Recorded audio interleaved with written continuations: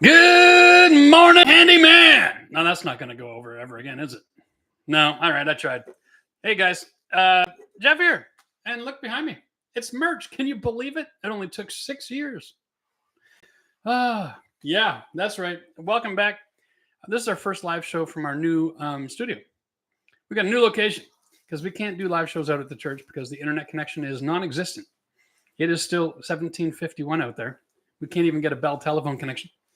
Anyway, so we've got a new location where we got some high speed, and hopefully this will serve us well. How's everybody doing? I want to just do a quick sound check. Somebody let me know if you can hear okay. There we go. What do you think, Eric? Sound looks good on the sound looks good, like it's making noise. Yeah. It looks good on the. Good to go. Thank you, Kiana. Appreciate that. Welcome to the live show. What in the heck is going on? Let's just take a few minutes and say hi to everybody. So, hello, Guy from Quebec City. Cheers to you. All right, Rachel, Mr. E is in the house. It's funny when I ask a question, Eric, it always takes like about almost 2 minutes to get a response because of the whole lag time thing. Well, those have to go to space and back. Well, yeah, whatever. You know, look, we're high speed here. You'd think it'd be easier than that, right? That's okay. That's okay. I'm patient. I'm glad to hear that the connection is going well. We've upped our game a little bit with our technology, which is good. You know, we've got extra cords and extra power cords. Hopefully we don't have any issues today. We're going to be here for a good time and a long time. Cheers, Damon. Oh, welcome to the chat. Guys, if you're watching the show and you're not in the chat, it's because you're not a member. Generally speaking, these live shows get pretty busy. So we've got a lot of members joining the channel and who are doing major renovations at home and need help. And so we are there to give you help in our forum. And because it's merch day, let me just add this. If you're a member, you got a community post and it's sitting there waiting for you to read. And you've got a link. You can get 15% off of all of our merch. All right. So yeah, that was a free perk. Why not? We love you. And so there he is. There's a link on the screen if you need it. Yeah, and existential pain is correct. $5 a month to be a member is a bargain. If you got a question, we're here to help. Listen, there's a lot of people watching our videos learning how to do stuff, but there's so many unique situations in every home, different geographies, different age of houses, and unique challenges they run into with all kinds of creative handyman renovations that have been done previously to you. So I like to make myself available. The forum is actually a place where you can send pictures, okay? And we can converse back and forth.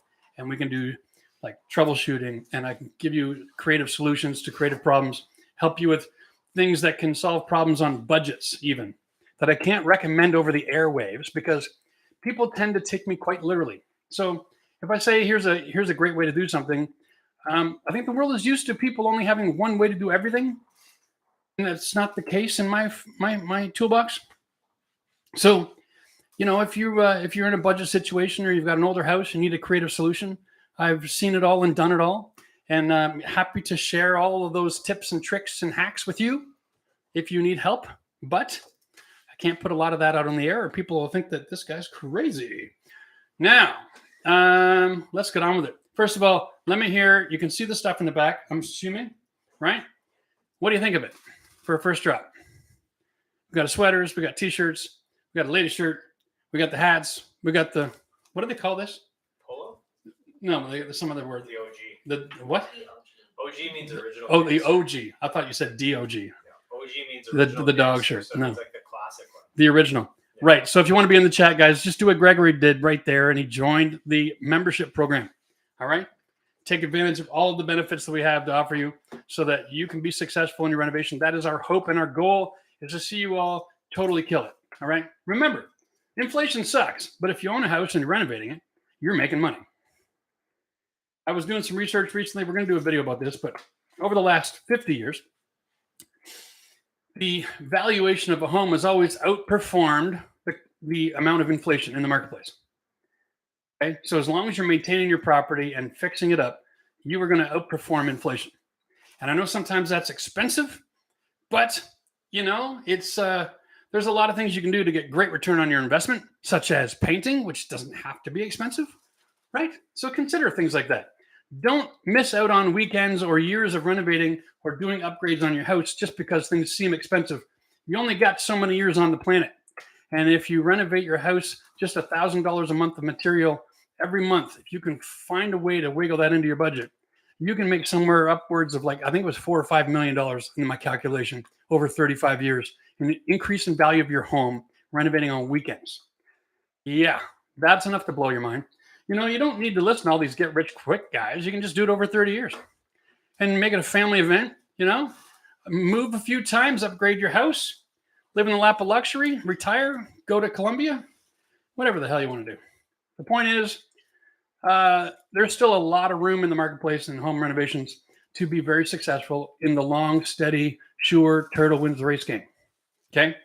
So let's not get all paranoid and panicky. There's enough people out there telling you got to get rich tomorrow or the world's going to collapse. It's just not the way it works. Enjoy your life. Huh? Play with your babies on Sunday. Work on your house on Saturday. Let's see who's in there. We got love the merch comment. That's awesome. Thank you. And they like it. They like it. They're nice and they're nice and they like it. And hopefully everything was working. We have tested it out. Yeah. And here we go. I'm imagining some merch that says perfect every time is coming. Right? We got to get started somewhere. We got more coming somewhere down the road. We just wanted to get started. We tried quite a few places to do this. It's a really difficult world to do anything nowadays. Anyway, it's done. We're really happy with the quality, which is a big issue, right? Like, we've tried to do merch before and we did market tests and it was inconsistent with the printing and the delivery and it was just chaotic. And we got to make sure that if we're going to bring something to you, it's got to be a good experience. So, oh, look at this. There we go. Talisa Copeland's in the house. Raina's in the house. Good to see you again. Yes. You're working on your bathroom. You know what's amazing? I bump into people all the time, Eric, and they're like, oh, you're DIY. You teach people how to paint. That's nice. And I'm like, no, I teach them how to put in, like, walk-in showers. And they're like, what the hell are you talking about? People will do that? I'm like, yeah, you'd be surprised. Our crew, the DIY crew out there, yeah, you all know. Y'all renovating like thousands of showers every year off this channel. And like, the world just is not ready for you. That scares people to know that you can do that. And you do better work than a lot of contractors. I'll tell you, I've seen the pictures. All right, let's see here. We're going to answer questions tonight. I'm going to here to help you out. If you got any questions, we also want to talk about inflation. I've got some cheats for you. I'm going to share as we go. I don't really have a presentation, but I'm back in Canada from a trip down south, you know, bronze in the nose, and it was good. And managed to not burn the cranium. Huh? That's good. So I've been talking to a few guys in the marketplace and still dealing with a bunch of supply chain issues. Holy cow. You know what I found out today? Totally off topic of home renovation, but a lot of renovators have families and they need Similac or Enflac. We have a place in Kingston that makes baby formula, and they ship 100% of it to China, which is actually against the law. Just found out that today.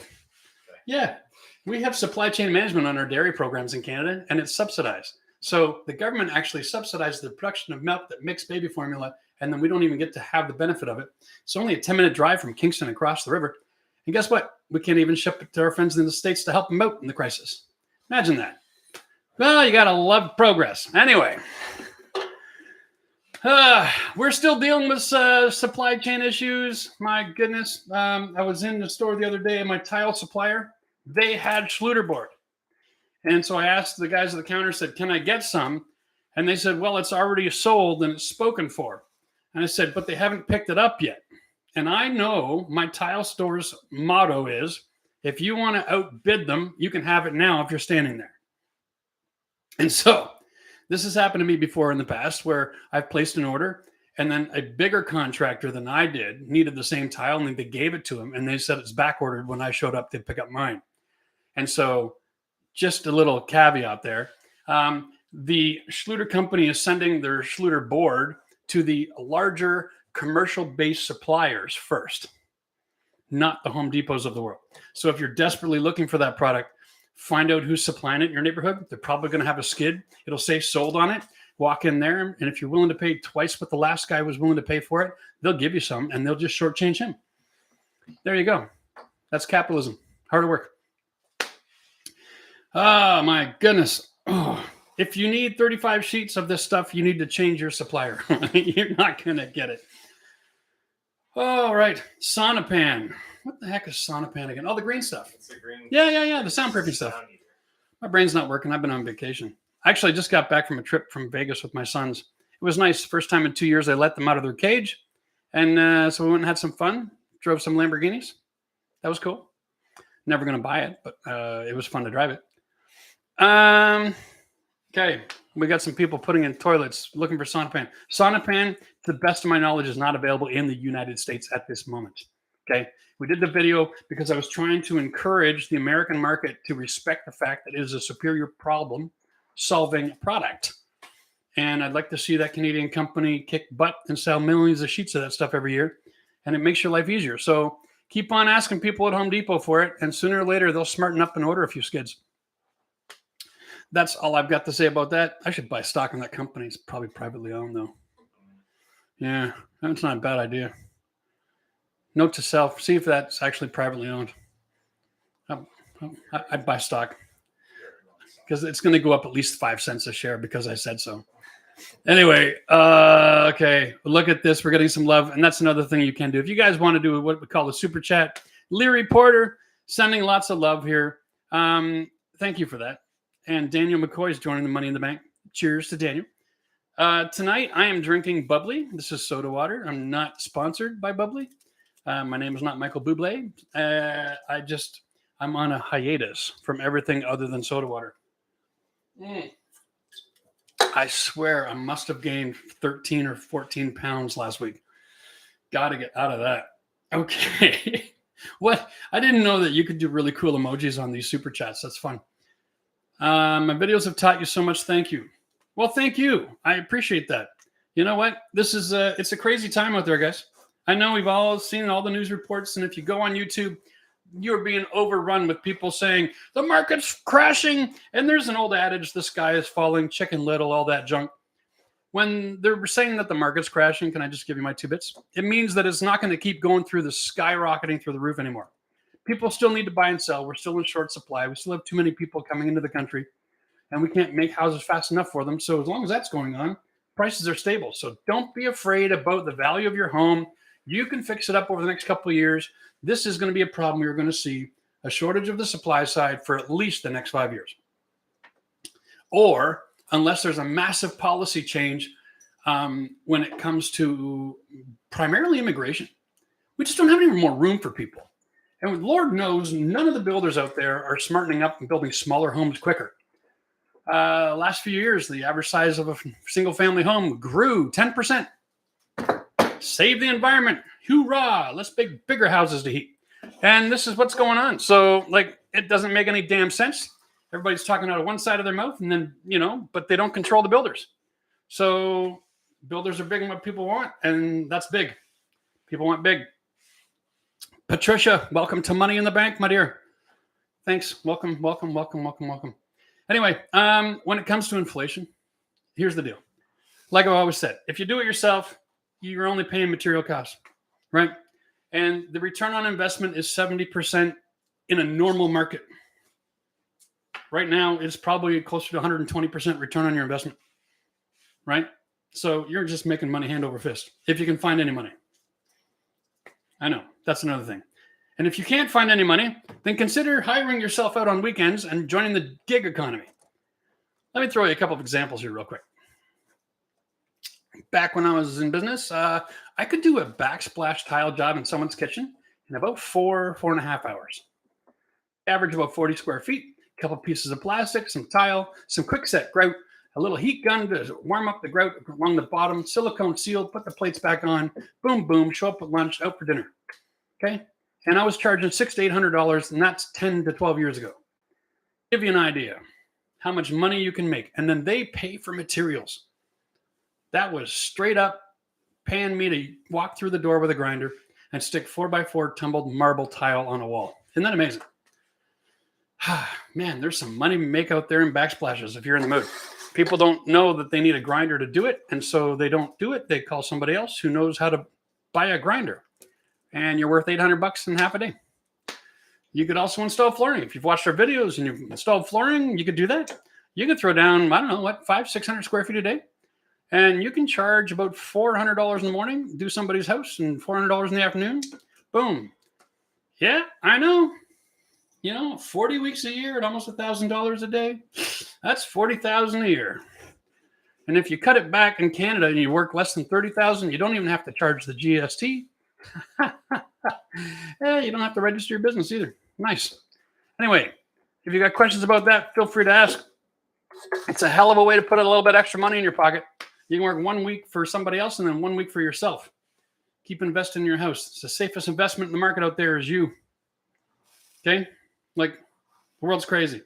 1 week, somebody's being paid to talk about crypto. Next week, everybody in crypto lost all their money. Next week, everybody loves crypto again. Oh my God. Get me out of that chaos. Anybody who talks about investing who's got a brain in their head says invest in something that you're good at or that you understand.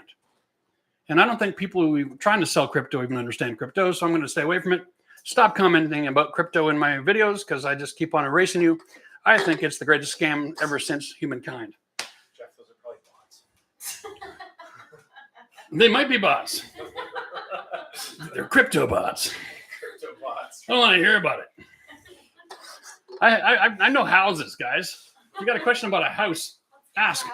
And if you got a question, hit me now. I'm just gonna shoot my mouth off until somebody asks me a good question. So feel free. Rachel had a good question. How's the size of the text on the TV for you?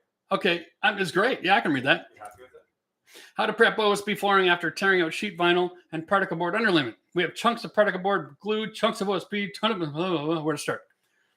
Okay. It all depends on your vinyl or your flooring that you're putting down. That really is what it is. How much prep you put in depends on the rigidity of the product you're installing. So if you're putting down hardwood or engineered hardwood, who cares? Okay, you can have holes the size of your fist in your subfloor. It doesn't matter. You just got to pick the right board to cover the gap. Back in the old days, we used to use hardwood flooring from joist to joist, tongue and groove, no OSB, and then build structural walls on top of that parallel to the floor joist. Okay, and that worked for over 100 years, and those houses didn't fall down. So having a hole in your floor means nothing. Now, the softer, more malleable your material, or the more sensitive to deflection, like tile needs lots of structure, but vinyl doesn't need very much if it's a strong, solid core. So if you pick your board up and it doesn't warp on you, then generally speaking, it's strong enough to go over anything that's about an inch and a half size in diameter. Other than that, you're going to want to do some repair work. You can also use a belt sander if you got ridges, okay? And other than that, it's not a real big deal. Don't think too much about your subfloor unless you've got a soft floor like Home Depot's flooring.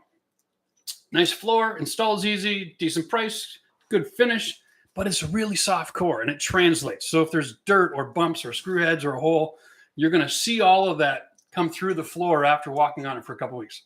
So you got to be careful of that. All right. Cheers.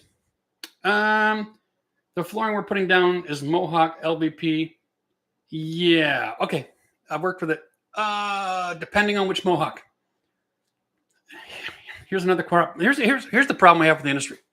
Mohawk is making cheap flooring at $2 to $3 a square foot, and they're making great flooring at $6 to $7 a square foot.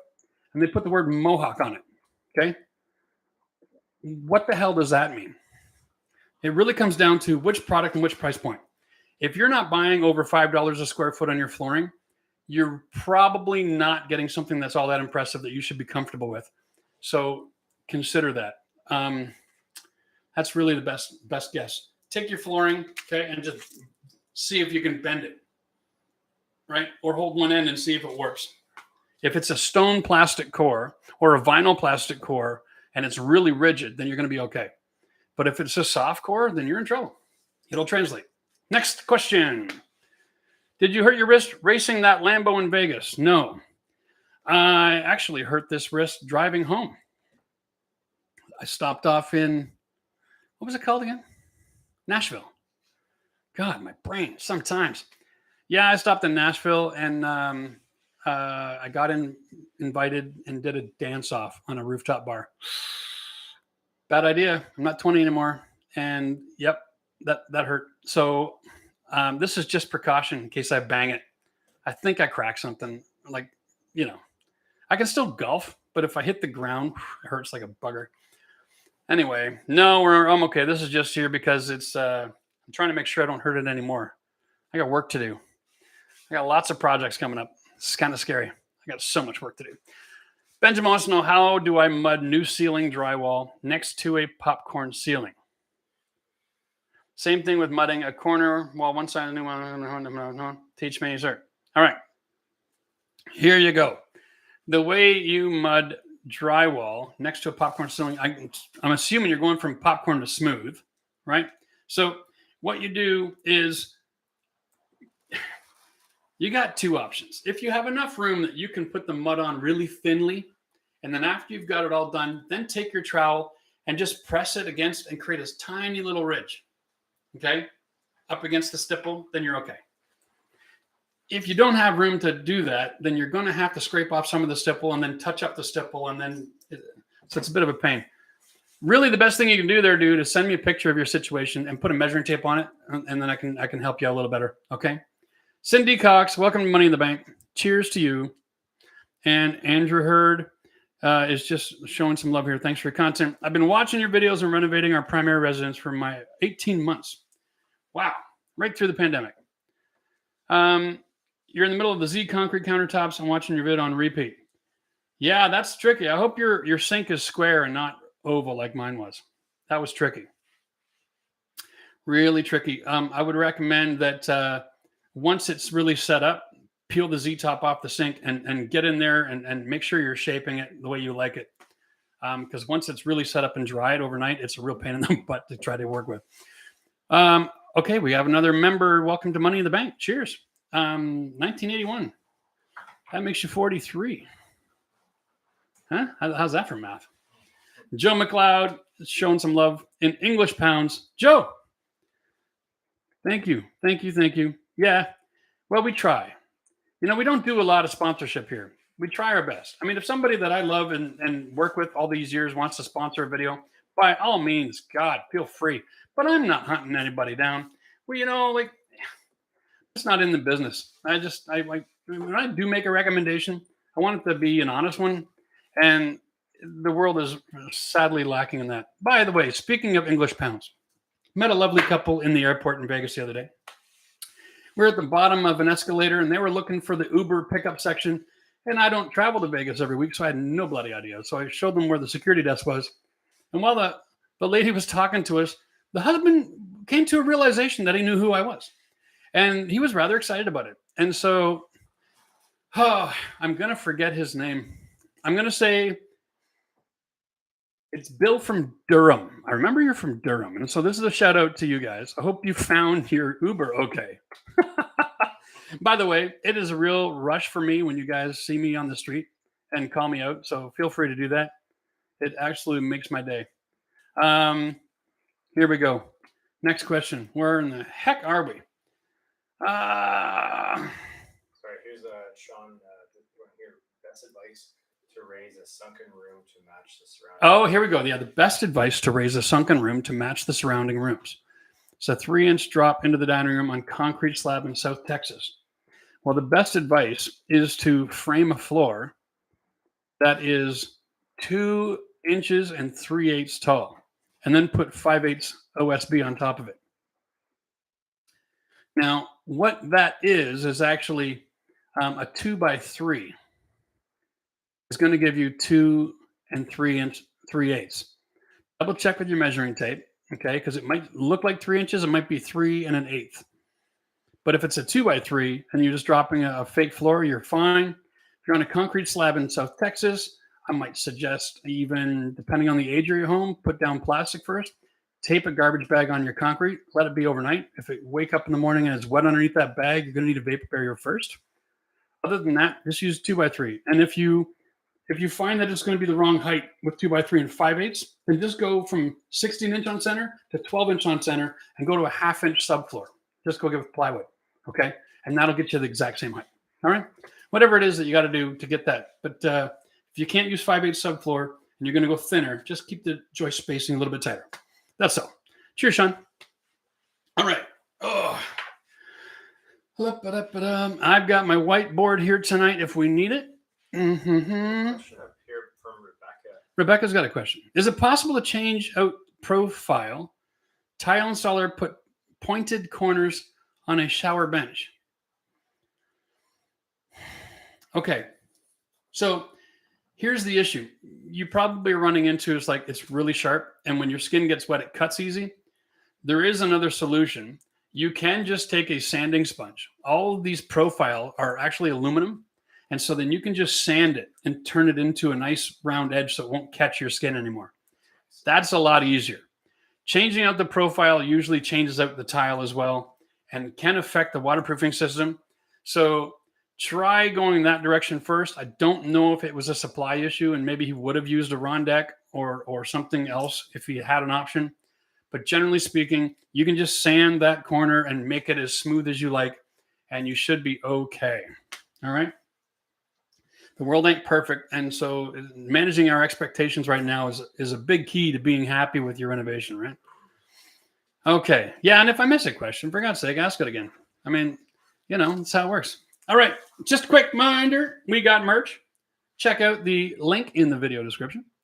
How is this like a limited drop? Am I correct in saying that? We can probably make more if we have to, but we did set some aside. So we're not going to take an order and get back to you in 6 months like the rest of the world's been doing over the last couple of years. Yeah, so feel free to check that out. I think it would be so cool to have pictures of you guys wearing your merch out and about, right? Because honestly, send them to us. You're going to be surprised how many people are going to be like, yo, and they're going to call you out in public. It's going to be kind of crazy and good on you. Like, oh. Especially the blue polo. Yeah. If you're wearing the blue polo out and about town, people are going to be able to know that you're part of their crew. All right. Wow. Okay. You got a question there? Raised deck here, which is Ed Lacroix is saying he's going to build a raised standalone deck, 18 inches off the ground. Any concerns or tips? Depends where you live, Ed. A lot of Canada and the United States has no building code for anything that's less than 24 inches off the ground. Okay. The only tip that I have for a raised standalone deck is make sure that whatever you're using as a point of structure, you've got access to get in there in the future and make minor adjustments with shims on your blocking. Okay. So just think through your process and make sure you got access to that blocking, because when you're doing a floating deck, depending on your 4-season climate, yes, no, maybe so, rain, are you on a hill, using minor adjustments over time. Is your house new? Does it sink near the front of the building? So all these different considerations. Without seeing pictures, it's hard to give great advice. So the good advice is make sure that you've got flexibility to make adjustments. So you just go in there with a steel bar, you lift your deck, you slide in a shim, you level it off again, boom, you're good for another couple of years. And that's 5 minutes of maintenance every 5 years. And that's a great tip. Another tip is, depending on your moisture, before you put your deck boards on, you can seal the underside of the board so it doesn't absorb all the moisture that can create from a sauna effect if it's in the sunshine. So when you got a deck, I'm not going to do that, that's close to the ground and the sun is beating down on it, it creates a much more humid environment underneath the deck and it pulls moisture into your boards. Okay. So if you don't have a lot of airflow, you're going to get a lot of moisture. So seal the bottom of the wood before you put the deck boards on. That's a great advice. Or make sure you got lots of airflow. Use lattice instead of solid board skirting. But where I'm from, we get skunks.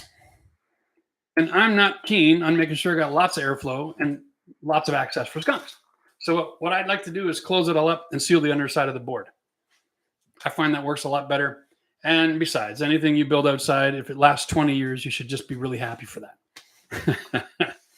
All right.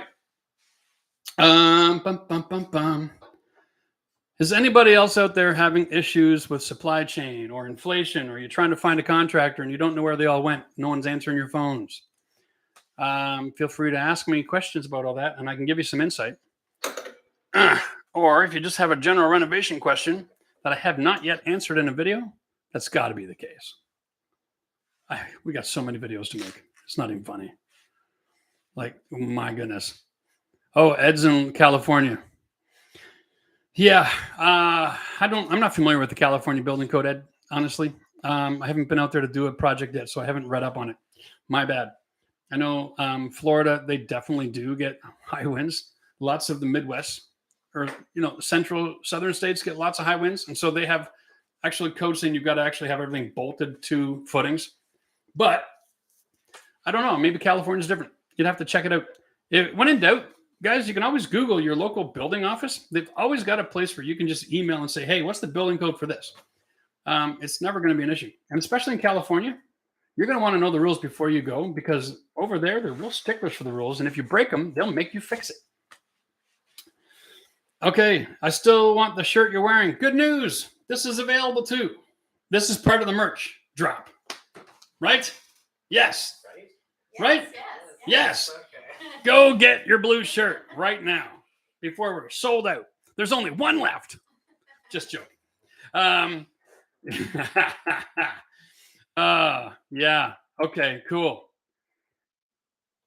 Love the layout on the website. Cool. Hey, anybody out there get to see the shorts yet? Christina, you put the short up on that, right? Is it on YouTube or on TikTok or everywhere? We did a short and it's funny. I'm not gonna say anymore. You have to go watch the short. Not right now. You're in a live show. Don't leave. Anyway. Oh, wow. 2 years and counting. Got my pool finished. Nice. Yeah. It's between supply chain and contractors and weather. Man, oh man, it's been a challenging couple of years. But you know what? If you took 2 years off and you started doing it this year, guess what? It's the same problem. And you wouldn't be having all that progress, right? Like, let's face it, by the time people get a house, they're about 30 years old. You got 20 to 30 good years of bones and muscle. That's it. And so what I look at is I've got 20 years to renovate houses to make my nest egg. I don't want to give every weekend away to it, but I sure as hell can't afford to let 10% of my DIY nest egg building time just disappear because the world thinks life is difficult. Dude, there's never a bad time to invest in yourself. So just get on board and start building something. You're your best contractor. I'll tell you that right now, because every contractor I know isn't even working for anybody. They all bought a house and they're flipping it. And that's why you can't hire anybody. They're part of the problem with the real estate. Values are just too high. Listen, if you're a contractor, think about this for 2 seconds. And you're going to bid on a job. And let's say you got somebody who says, oh, I got this house. I want to get rid of the walls, open concept, a nice kitchen. And they're bidding $85,000 to $100,000 for a real basic job right now. Or the guy can buy the house and do that work himself, not have anybody watching him work and asking questions. So he does it a lot faster. He gets to make all the decisions without emails and phone calls and swapping. Oh, this, no, let's go left. Let's go right. I want beige. I want gray. The dude can just go in, blow up, blow out, and he can make 3 times as much money. You think he's going to even answer the phone right now? I'll tell you, not a darn chance. Anybody who's actually taking work is because they don't have project management skills, or they don't have suppliers that give them credit. Okay, most of these big time operators out there have got suppliers that give them 30 or 60 or 90 days credit, and so they can flip a house in 30 or 60 days. So they don't even have to use their own money to do it. They're not working for you. They'll work for you when the housing market cools down and when they can't make any money flipping. Okay, but right now they're not working for you. So there's a huge shortage. And other guys who don't like to deal with customers are in new home construction because they don't have to deal with customers. Okay, customers are actually pretty difficult to deal with because you all have your own expectations. And so every job is a brand new relationship. It's not as easy of a gig as you think. Oh, Joe checked out the short. You like that? There you go. Don't let everybody know what the joke is, Joe. It's pretty fun. Okay, when are the extra large polos coming back in? We got extra large polos. These suckers are available. I was just joking. Go on the site and buy them. The best way to locate the source of a tile shower base leak. Is demo the only option? It's a great question. There are 2 ways to find out where your shower is leaking from. If it's a custom base, then it's going to be somewhere in your waterproofing system. So your only option is to tear it out and start over. If it's a fiberglass or there's a few other products out there. If you got like a molded shower base, then it's probably the drain assembly. Okay. And so open up the ceiling underneath and take a look. And you'll see the drip. It'll have a water stain. Water's not as clean as you think. It always leaves a mark. Okay. It's just clean enough. It won't kill us, but it's actually dirty. So it always leaves a mark. And it'll explain itself as soon as you open up the ceiling. And that's the easiest way to do that. But if it's custom, don't even bother looking. Just rip it out. You'll never find it and fix it. You can't do it because the waterproofing is behind the tile. And as soon as you start touching that, you've compromised the integrity of any concept of waterproof. So you don't want to go through any trouble of fixing it up unless you just tear it out and start over. There's a huge business in tearing out and starting over. A lot of guys don't know what the hell they're doing when it comes to putting in a waterproof shower. Okay, Scott has a question here. Wow. Before I read that question, let me just recap. If you're a member, you can get in the chat. If you're not, you should be a member because then you can get in the chat and I can answer your questions tonight. And we have a forum and you got discounts on merch and. Scott says, I was going to post this in the member group. I tore out a linen closet next to a shower. Yes. There is mold on the paper backing of the drywall in the shower, approximately 2 feet on the paper, not the wood. Okay. So just on the paper, but not the wood. Fascinating. I want to see that picture. Here's the thing, Scott. When it comes to a shower, you've got wood, and wood has got mold in it. And so when the wood gets wet enough, it starts to spore. And it might not be all that prolific. It could be just a little darker shade. And then the mold will grow on the paper because that's where the food source is. So you got water and food, and that makes mold grow. But it really grows better on the back of a drywall paper than it does on the wood in moderate moisture environments. Sometimes the drywall paper will go moldy just by applying the thin set on drywall because it didn't get sealed and it didn't get any kind of waterproofing membrane. And so that's really the question. Why is there so much moisture there? Is it just at the base of the wall or is it all the way up the wall? If it's all the way up the wall, it was installed wrong. Is it in multiple bays? Is there a leak in your waterproofing system or is it everywhere? Is it next to the shower valve? Did you have a small leak for a few weeks, but then over time the water left enough sediment that it sealed itself off? Remember, the 55 to 60 PSI on a water line isn't that much. So over time, a small drip will actually seal itself off. So you might have had a water event for a few weeks after the installation initially, and now it's gone away. The point is, if it's just a little bit of mold and you don't see anything wet, spray it with a flat oil and encapsulate the mold.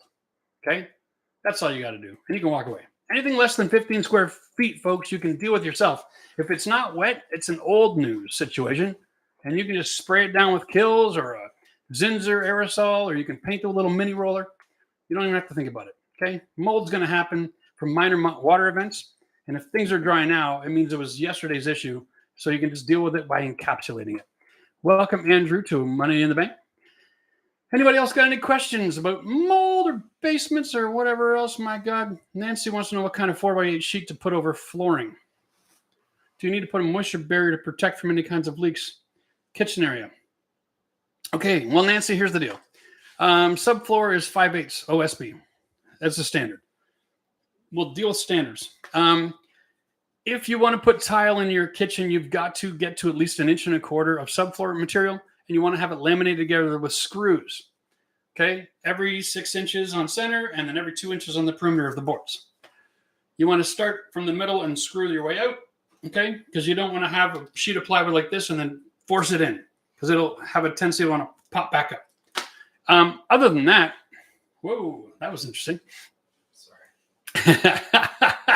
Yeah, I'm just waiting for my stuff to catch up here. Other than that, moisture barrier to protect from any kind of leaks. Moisture barriers are generally designed for the transfer of moisture from one area to the next. It has nothing to do with leaks. Okay, so if you have a leak, you have a leak. If you get a water event in your kitchen, you're gonna have to deal with that water event. If you have hardwood floor, you're going to have hardwood damage, right? If you got tile, you're going to get delamination damage because the wood underneath the tile is going to get wet and it's going to expand and delaminate from the bond with the tile. So whatever kind of flooring you have in a kitchen, if you get too much water, you're going to have a problem. So the only thing you can protect yourself is put in a waterproofing membrane like a Schluter Dietra, okay, and use the Curdy tape on the joints. And then that way, at least you have a water barrier between your tile and your wood. Because the cement that's got your tile attached to the Dietra can get wet. It won't hurt anything. But if the wood underneath it gets wet, it swells. That expansion causes delamination. So that's the only kind of protection you've got in a floor that I'm aware of. Even if you go with a vinyl flooring, the flooring won't get hurt, but the subfloor will. And then it'll dry out, and then who cares? So if you get a water event and you've got vinyl, you can just dry it as fast as possible. If you can dry something out in less than 72 hours, you generally can salvage whatever is sitting there as long as it's not hardwood or laminate. God help us all. I was on vacation a couple years ago, Eric, and the guy did a renovation on an Airbnb, and they did laminate flooring throughout the entire place, and then they built their kitchen on top of it. Does anybody see a problem with that? What happens if they have a small flood and the laminate swells? Now you got to tear apart your whole damn kitchen just to replace your flooring? Bad idea. Bad idea. Not going to call you out. Bad idea. Just saying. I hope you don't have a problem. Come on, 7. All right. Let's see. We got a question here from Umar. If I'm installing Flexstone shower panel system, is it okay to have green board installed in the shower area, or should I do hardy backer with red guard before I install the Flexstone shower panel? What in the heck is Flexstone shower panel? Is it a single panel, Eric? Or is it a bunch of panels that get silicone together? Pretty much no matter what the product is. There's a lot of products on the market competing for this single panel shower system, which ends up being 3 walls, which is 3 panels. And whenever you've got 3 panels, you've got to have a waterproofing system. And generally, they all have the same thing. They all rely on silicone. And that can be a problem depending on how aggressively people shower. Let's have a look. Does it look like a great big panel? Yeah, it's kind of like a wraparound. We're going to take time and answer questions with intelligence instead of just trying to act smug. And this one is Flexstone shower panel. Okay, I got you. Is that going to open up the picture? I don't know how your phone works here, bud. Oh, allow. What the hell? Okay. Whoa. From the bathdepot.ca. Okay. The 60 by 32 white marble effect alcove bath walls. And these come in pieces. Yes. It's 4 panels. Yes. So here's the deal. In this environment, you're going to be putting in the shower base.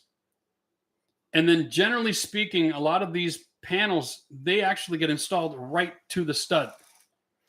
Double check the manufacturer's installation on that. But if they require a piece of drywall, then you are going to have, and here's a great opportunity, learning moment, depending on the product, guys. Okay, Eric, how are we doing here? Can we get this in? Okay. We're going to do a little something. I'm going to start drawing anyway. So here's your stud. Here's your floor. And here is your tile base to the drain area, okay? And then this is either going to be like 1/2 inch, and then the panel is going to be 1/2 inch. It gets installed on the stud. Or they're going to say this is going to be more like a 3/4. Okay, and they'll say put in a 1/2 inch drywall and then put the panel on to here. If it's this one, then your drywall comes down to the top of your shower pan. Okay, and so then you have an opportunity in this environment to bring the drywall to here, and then put a some sort of a like a Curdy band or a seal, like a caulking that's a adhesive seal as well. And then you can red guard the drywall and then put on the panel. So if any water gets in behind the panel, at least it comes down here and finds its way to the pan. All right. Follow the manufacturer instructions. If it's right on the 2x4, then it's right on the 2x4. But if it gets to any wall, then you can always protect it a little bit. Generally speaking, those panels don't only have like 2 access points. It's the corner or it's the joint in the middle. Okay, so if you seal it, you're not going to have a problem. When you start seeing that seal come apart, now you know water's getting in behind there. So fix it, replace the silicone. But if you rely on silicone for waterproofing, and you're not the one at home all the time using that shower and making inspections on a regular basis, and water gets in behind it, then whatever drywall you put back there is going to go moldy. The green stuff just takes longer. Okay, so instead of a 5-year problem, it's a 10-year problem. So that's how that works. Anyway, okay. What is the best material to use for shower pan on a slab? The best material for a shower. It's got nothing to do with your finish. It's got everything to do with your waterproofing system. Michael, this is the thing. When it comes to showers, your waterproofing is your pan, and then it's your waterproofing system. Okay? And that's it. Let me just do this. We're back to this again. So here's your... I'm actually going to draw this really big. I'm going to make this detail really big so everybody can see this easy enough. Okay? Here's your shower pan. We're going to call this in real size. I'm going to do this way because this is actually going to make more sense. Here's your stud. Here's the thickness of your shower pan. And this is real size, okay? And then it has an edge here, and then this is your pan. That's what you guys see, okay? And this is what we call the integrated tile flange, all right? And what you do is you bring your drywall down to this point, and then this gap, this is what you got to fill up with a sealant or tape and then cement, and then you put a waterproofing sealant all the way down to here. Whether it's a Red Guard or it's I'll pick a product. There's like 5 or 6, okay? The point is your eye wall comes to the top of the integrated tile flange, and then you fill this up with cement or some sort of a sealant or Curdy fix or whatever, and put Curdy tape or mesh and cement and then Red Guard and whatever it is. Your waterproofing has to extend right to where the shower pan starts, because then the water can't get in underneath and then find the way to the stud. That's the system. Anybody who tells you, okay, to take this integrated tile flange and apply your drywall like this over top of that integrated tile flange is an absolute idiot, because now all your tile is going to go like this in all your corners and it looks stupid. Okay? That's just the bottom line. So the best system is a good waterproofing system. And I'll tell you what, once you've got a good waterproofing system, I don't care if you paint pink daisies on the wall. Okay, the only reason we put tile in showers is to look sexy and to protect the waterproof system from getting penetrated. That's it. Tile has no value other than look pretty and protect the waterproofing system from damage. All right? So don't put so much value in the tile. It changes every year, and it gets bigger and bigger and bigger. As construction technology changes, we have the ability to have bigger and bigger pieces installed. And that's the only thing that the rich people can do to differentiate between themselves and the poor people, is how big the bloody stone and the flooring and the width of the plank and all this crap that goes on. All right? It really has no difference. You can have a $200,000 house with a waterproof shower, the same as a guy who lives in, a $55 million mansion has the same bloody shower. He just has more expensive tile in front. It means nothing. You're both waterproof. So when it comes to it, do whatever the hell you want to do in your shower, but make sure it's waterproof. That's all I'm saying. As long as you get waterproof, who gives a rip? Save your money. Paint pink daisies in your bathroom. Would it be better to drain a basement French drain to daylight, if possible, or have a sump pump? Okay, your French drain in a basement is already draining the water that's getting underneath your footing.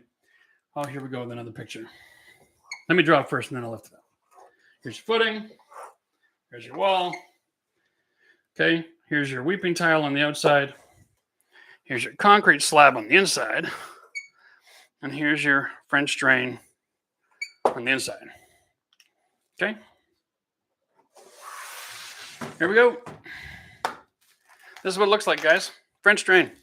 So you got a footing, and you got a wall, and then you got a weeping tile.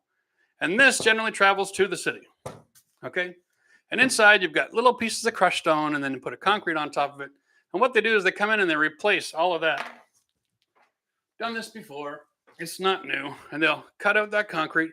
They'll dig out all of the aggregate, and they'll put another piece of weeping tile on the inside. And what they do is they cut through a piece of the foundation here, and they tie this all together. And then they just put concrete back.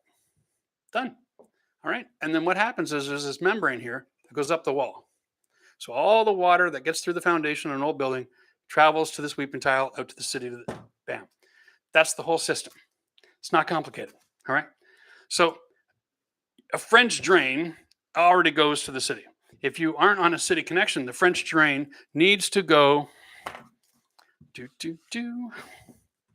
to a sump well buried in the floor that has a pipe coming out that finds its way out of the building and probably 50 feet away from the building into a ditch or rain catch somewhere far away from the building.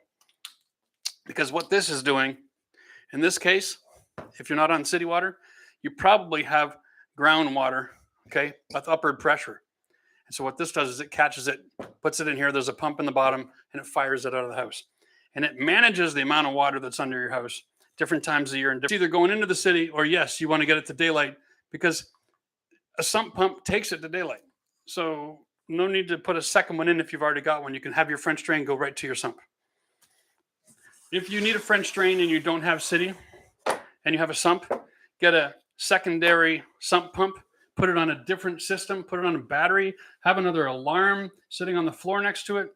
All these things, because if you're managing that much water, and some people do, some people literally have a lake under their house. If you're managing that much water, then anytime your technology fails, it's catastrophic within an hour or two. So if that's you, if you built your house in like a boat, then, have a backup system without a doubt. Sandy Rose. Did I see that correctly? Sandy Rose joined the membership program. What, did you cancel it and join it just to say hi? Hey, Sandy. How you doing, darling? How's the Carolinas treating you? Must be beautiful this time of year. Oh, my goodness. Okay. Phil has a question. Do I have any recommendations for widening the gaps in my new pressure-treated deck? Decking boards weren't as wet as I thought, and so I installed them tight. Now I don't have any gaps. Wow. Yeah, I've got a great recommendation for you. You can unscrew the whole thing and put it back down again. There's just no way to shrink wood if it's already shrunk. So, wow. Yeah, that's tough. Phil, I feel for you, buddy. That's a rough situation. But here, Phil makes an interesting point, because for so long we couldn't even get wood and it was always soaking wet. You could just install it tight and let it dry. And lots of people got that advice all over the internet. And that advice is only good if it's fresh cut lumber. But depending on the time of year and where you're buying it and what the demand is for the pressure treated, you can run into a situation where it's been outside for a week after delivery and not gone to market. 1 week sitting outside in fresh, dry air is enough to dry out the entire skid, even under a tarp. So you can run into problems with that. I always suggest to drive a screw into the wood and see if you see the moisture rise to the surface. If you drive a screw into fresh decking and it doesn't look wet visibly around that screw head as you're driving it in, it's already dried out. So make sure you add spacing. There's just no such thing as this is my system. It works every time. It just doesn't exist. Too many variables, too many people from too many different geographies and climates and chiming in. You just can't take one person's advice just because they give advice. You gotta have a forum to give advice, which is what our membership has. Listen, if you got a question and you want to ask me about a basement or something like that, feel free. If you think it remotely is relevant to the situation to tell me where you live, what kind of geography you're in, then it'd be good to know. I can help a lot more. I get people asking me questions all the time, and I don't know where they live, and it's kind of frustrating because is it fight or flight? I don't know. I don't know what the situation is. Is it a 2-year-old attacking you, or is it a 600-pound gorilla? I mean, I need a picture sometimes. I need to know where you live, guys. Nancy has a wet spot on the floor where the stove and sink area is. Needs to know if you have to replace the flooring or tear the floor up and replace it all. It's a 150-year-old building with a crawl space. Okay. Nancy, we're caught up in the chat here. Oh, yeah. Okay, Nancy, let's ask some questions. We'll get this real-time information here. So you're on a crawl space. So I get roughly where you live. Your stove and sink area. So the first thought is, well, it must be your sink that's leaking or your water supply that's leaking, because if it was from underneath the crawl space, generally speaking, unless you had some plumbing done recently, and that's the source of the moisture getting into your house, usually ground moisture doesn't result and present as a wet spot or a stain. It just starts to swell. Okay. So if you got a wet spot, it's probably a drain. Let me know if you know where the water's coming from, and let me know what kind of flooring you have. Because not all kinds of flooring need to be replaced. Some flooring can just be repaired or treated. Yes, so let's get back to the fact that we're here today to talk about our merch drop and answer all kinds of questions and try to convince everybody and join the membership club because it's valuable. I get a dozen or so questions every day from people who send in pictures who, where else are you going to get an answer? A lot of people ask me questions all the time, and they say, I saw this or I read this, and what do you think? And I always answer the same thing. Stop asking other people what they think. You only need one guru in life, right? You're just going to get confused if you get too much advice from too many places. I know if you want a second or a third opinion, then go get your first opinion from me and then go talk to them. Here we go. Where are we going here, dude? I think you kind of answered this already. Okay. Wood drying out, but Kiana just had a deck redone. Treated wood, April 23rd. How do I know when it's dry before I can seal stain it? I'm in Georgia. I think the answer to the question is you live in Georgia. You're good. Unless it's been raining the last 3 weeks. Kiana, if it has any exposure at all to the dry air in Georgia this time of year, you're going to be just fine. Once you've had a consistent drying season of 3 to 4 weeks in sunshine, okay, the only thing you got to do now is if you get a heavy rainstorm, you want to give it 48 hours before you treat it. Okay. If it rains for 2 days, give it 3 days. If it rains for 3 days, give it 4 days to dry out. And that's kind of the policy I always did running my business for exterior paint job. All right. The other thing you can do for sealing and staining, and this might sound crazy, but most of the sealers that are out there are oil-based products. So you need it really, really super dry. If you go with the C2 product, and you can have that shipped right to your house, it's actually a water-based sealer.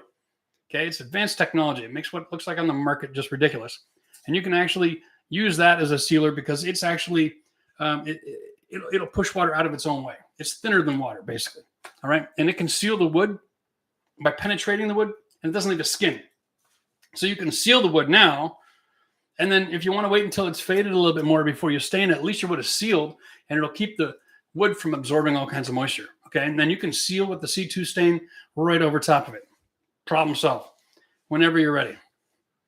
The trick with the stain is you want to make sure that you don't have any weather in your system for 24 hours after you're done. I know you can probably get away with 12, but 24 is better. Just because you never know when it's going to be humid. So, and humidity can affect the stain drying time dramatically. So depending on the time of year and what kind of humidity you're dealing with, if it's normal, warm, dry weather, you're fine. But if you get into the humid season, get the sealer in there and then wait to stain it as you get out of the summer a little bit into some drier air in the fall. Okay. But at least you're protecting your wood from water and all of that that's going to happen. Where are we here? Any feedback on LED wrap-around light? A wrap-around light. I replaced one that went out after flickering randomly, but often. I replaced the whole lamp, and it's still flickering randomly. Could it be the switch? Well, it could be the switch. It could also be the plug. And I'll tell you what, those receptacle plugs that are in the wall, they do have a failure rate. Generally speaking, they're really cheap. They're like $1.25, and it's primarily plastic with a few metal components. And you know, they're built like 18 million a minute. And so they do have a failure rate. And if the connection isn't good, then it'll overheat and then things expand and it just goes to junk. So it might be the fixture, but it also could possibly be the light itself. All right. The best way to find out is to take off the cover plate, unscrew the top and the bottom, and take the top and the bottom of that plug and just pull it out of the wall and see if it stays in one piece. I can't even tell you how many times I've taken the 2 screws out, grabbed it by the top and bottom, and you can do this even live. I'd recommend turning the power off, but I do it live. And I just pull, and it'll just pull right in half. It should pull out attached to the wires and give you some resistance, but if it just pulls apart, that was it. It was the plug. So check there first. It's more common than you think. A new fixture is less common to break than an old plug. An old meaning anything that's been around for a couple of years and whether it's been used or not. If it was a manufacturer defect, it won't work from the very beginning. Okay. So that doesn't mean anything. All right. Chris, advice on removing and closing in an exterior door. So you're eliminating an exterior door. Okay. Cinder block construction. Is it better to use cinder block or lumber to fill it in? Let me start with this, Chris. Every building code advice and fire safety advice that I've got involves a house having 2 fire exits. If you only have 2 doors in your house and you want to close one of them off, it might actually be illegal. All right. So consider that before you do that.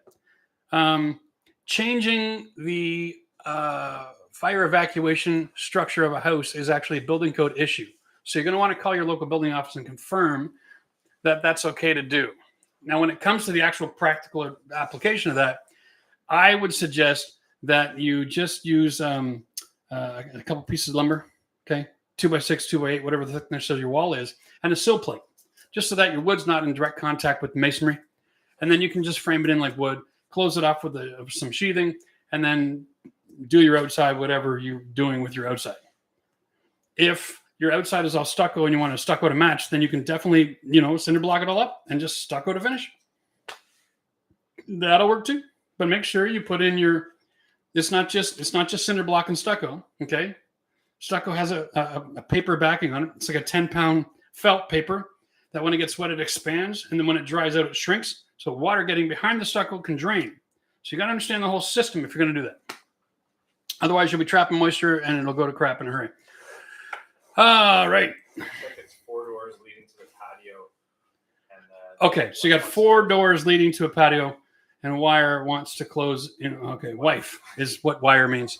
My wire wants to close one end. All right. Well, yeah, Chris. If you have multiple doors like that, that's fine. Okay. Doors are never structural. The header above the door in the frame is structural, so you can close that up, no problem.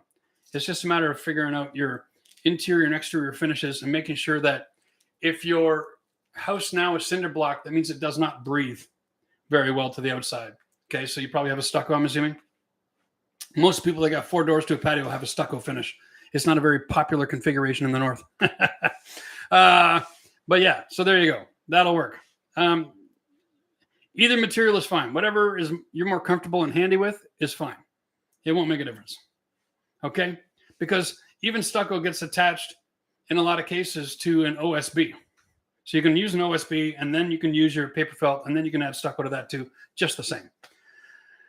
Okay. Indiana basement soffit. When we say soffit inside, we actually mean like a box in the ceiling. Can I span 5 feet with a ceiling grid main runner between corner molding without wire drops? No access.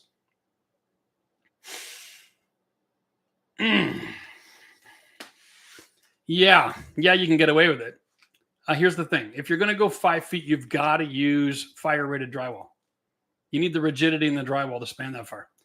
You're going to want to use something in the way of like a hat channel, okay, to span that far. And this might be like talking another language to a lot of people, but hat channel has got a detail to it, and so it doesn't bend very easily. And if you use a drywall, and you can get 1/2 inch fire rated if you're concerned about spacing, right? At least it's got the fiberglass in there, and it is a lot more rigid. And so that's what I would recommend.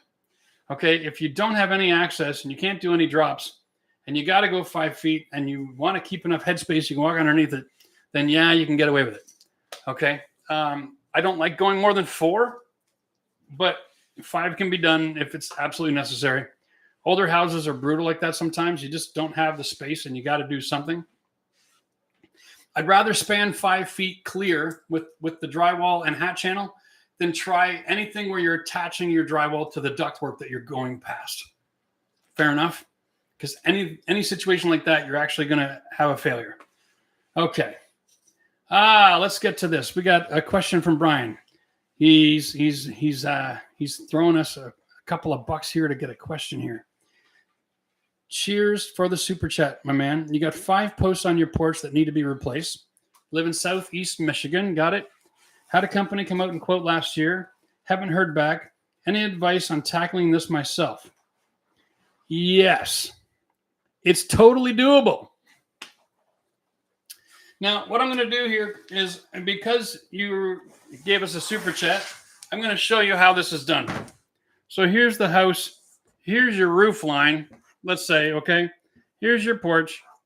And whether your porch is wood or concrete or structural or joist, and over here there's some sort of foundation issue going on, your post is attached to here, right? So that has to be replaced. Somewhere here, it's either on the deck or in the joist, and the deck boards are around it.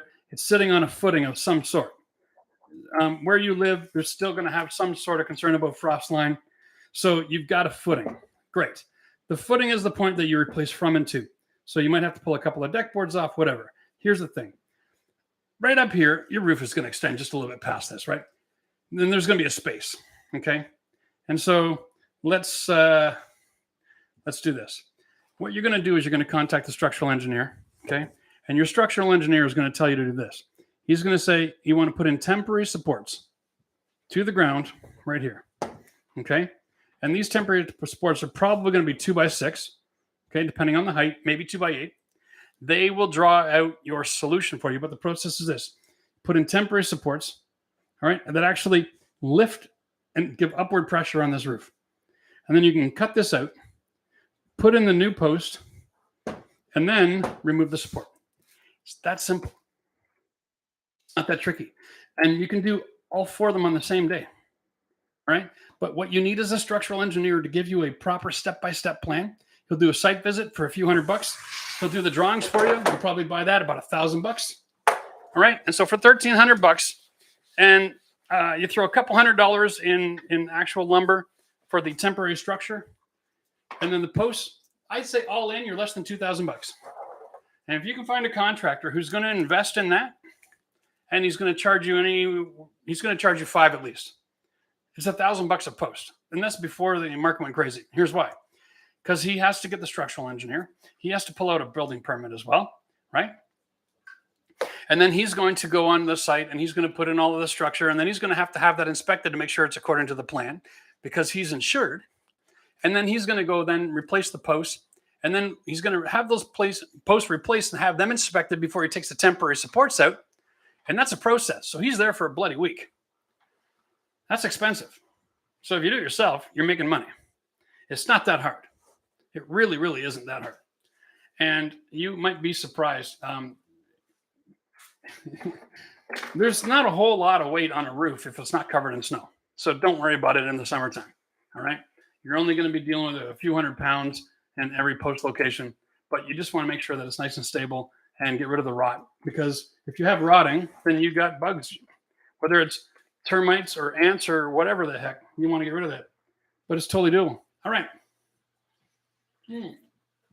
Brian, I hope that helped you out. The reason they came out to quote, I have no idea why they didn't get back to you. It might be a possibility where they were still taking contracts and then the boss bought a house and he pulled the crew off of everything and they said, the hell with customers for now. Everybody's having that same problem. I'm surprised someone even came out to look because it's a relatively simple job if you're not rebuilding the whole porch. So, thanks for wasting your time, right? Like you can do this. It's no big deal. Call the structural engineer. They're in the phone book. If you've got one, they're on Google. And, it's no big deal. It's I mean, they're mathematical geniuses. They're going to come out and take a look at your home. They're going to calculate your roof load. They're going to look at your structure, and they're going to be able to do the spans and do the math and tell you exactly how to do this. They have their own stamp. So as long as you follow what they say, the city can't tell you how to do their job. And that's the lovely thing about structural engineers is their stamp and their drawing supersede any city inspector. Not to say you don't need a permit to do the job, but as long as you follow the directions, according to what the structural engineer says, the city inspector can't come along and force you to do anything over and above or different than that. Because the city, believe it or not, does not have anybody working for it that has a structural engineer stamp. What they have is a building code, and they follow the code, and they inspect code. But if somebody who has a stamp, which means they can be creative with their design, and they don't have to follow code, it supersedes anybody in the city office. Nobody in the city anywhere in North America has as much power as a structural engineer. Yeah, that's good to know, isn't it?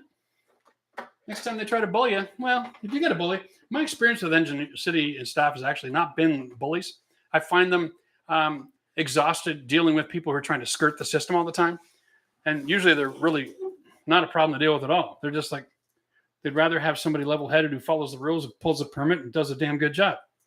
Makes their life easy, you know? Like, can you imagine a wonderful world if every time a policeman pulled somebody over, they were polite and then just gave them the damn information? Wow, wouldn't that make everybody's day go better? Oh, God, I'm so tired of those videos. Next. You get Patricia's question. Patricia has a question, and she might have things to do, so let's get to her question. Sorry to make you wait, Patricia. Your garage level. Oh, okay, got it. Flooded years ago in Hurricane Ike. Trying to decide on whether resistant wall covering. You're trying to decide on whether resistant wall covering. Got it. How do you think hardy board panels would be to remediate it if it floods again? You're in Texas.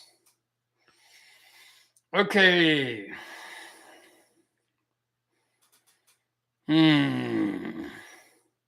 So you're thinking about getting rid of the garage door, then, I'm assuming. So that means that if it flooded, it's downhill. Okay, so here's the problem with whatever you build. We don't generally build things waterproof unless you're doing masonry block. And then you're putting an exterior coating on that. If you're building anything out of wood, you're not going to be waterproof. Okay? That's pretty much my answer. It's impossible to count on anything wood to be waterproof when it's submerged because it will swell and that'll create gaps and that'll let the water in. It's just the nature of the beast. You're going to have a hell of a time trying to seal up a wood system that's going to be submerged. Now, if you're dealing with masonry, then you're dealing with liquid flashings and waterproof sealants that you can attach to all of that. And there's lots of exterior board for that. I would even, who would you talk to? I would actually, you know what? It's crazy enough of a situation. I talked to a structural engineer about that because you're asking for the building science to go waterproof below grade. Okay. You're really looking to build a submarine. So you might want to talk to a structural engineer and get them to draw up the specs and products to get that satisfied. Yeah. You don't see that kind of a situation very often. And I get not wanting to be flooded out again. You might find that it'll be a lot more cost effective if you were to put a sump pump in your garage and just deal with the water as it comes in. Or deal with the fact that the hurricanes of the world are not going to be annual. And sometimes it's a lot more cost effective to just deal with 3 insurance claims in an entire lifetime than it is to try to mediate for every situation. We have a video coming out in a few weeks, guys, where we talk about all the different ways that your house can have water damage. And if you try to mediate or mitigate all of those different ways, you can actually spend a lot more money than trying to fix the 3 or 4 disasters you're going to have in your life. And so there's a cost-benefit analysis of, I understand the emotion of having a trauma like that, and you want to not have it again. But at the same time, you know, I could tell you off the top of my head 30 different ways you could have a water event that could be catastrophic in your house. And there's 30 different solutions for it. So you really want to say, okay, is this going to be a reoccurring issue? And yeah, you might get another hurricane in your lifetime, but you know, got to be practical. Got to be practical. You can't just keep all throwing money after every problem like it's going to happen on a weekly basis. It's just not the way it works. That's my answer. Call a structural engineer and get their advice. Someone who knows your region, your soil conditions, and everything else about your house. Okay, it's too hard to answer over a live show like this. I would, I might be sending you down a wrong path, and I don't want to do that. All right, Jason Pereira, my man, can you add a new sink to an existing sink about 8 feet away? Okay, on the drain. Okay, existing sink has 1.5 inch drain and 1.5 inch vent. Yes, you can add another sink, but you have to change your drain line to 2 inch. It's got to be a wet vent. Okay. You really do. You've got to add venting. Sink number 1, sink number 2. You've got a pipe. Okay.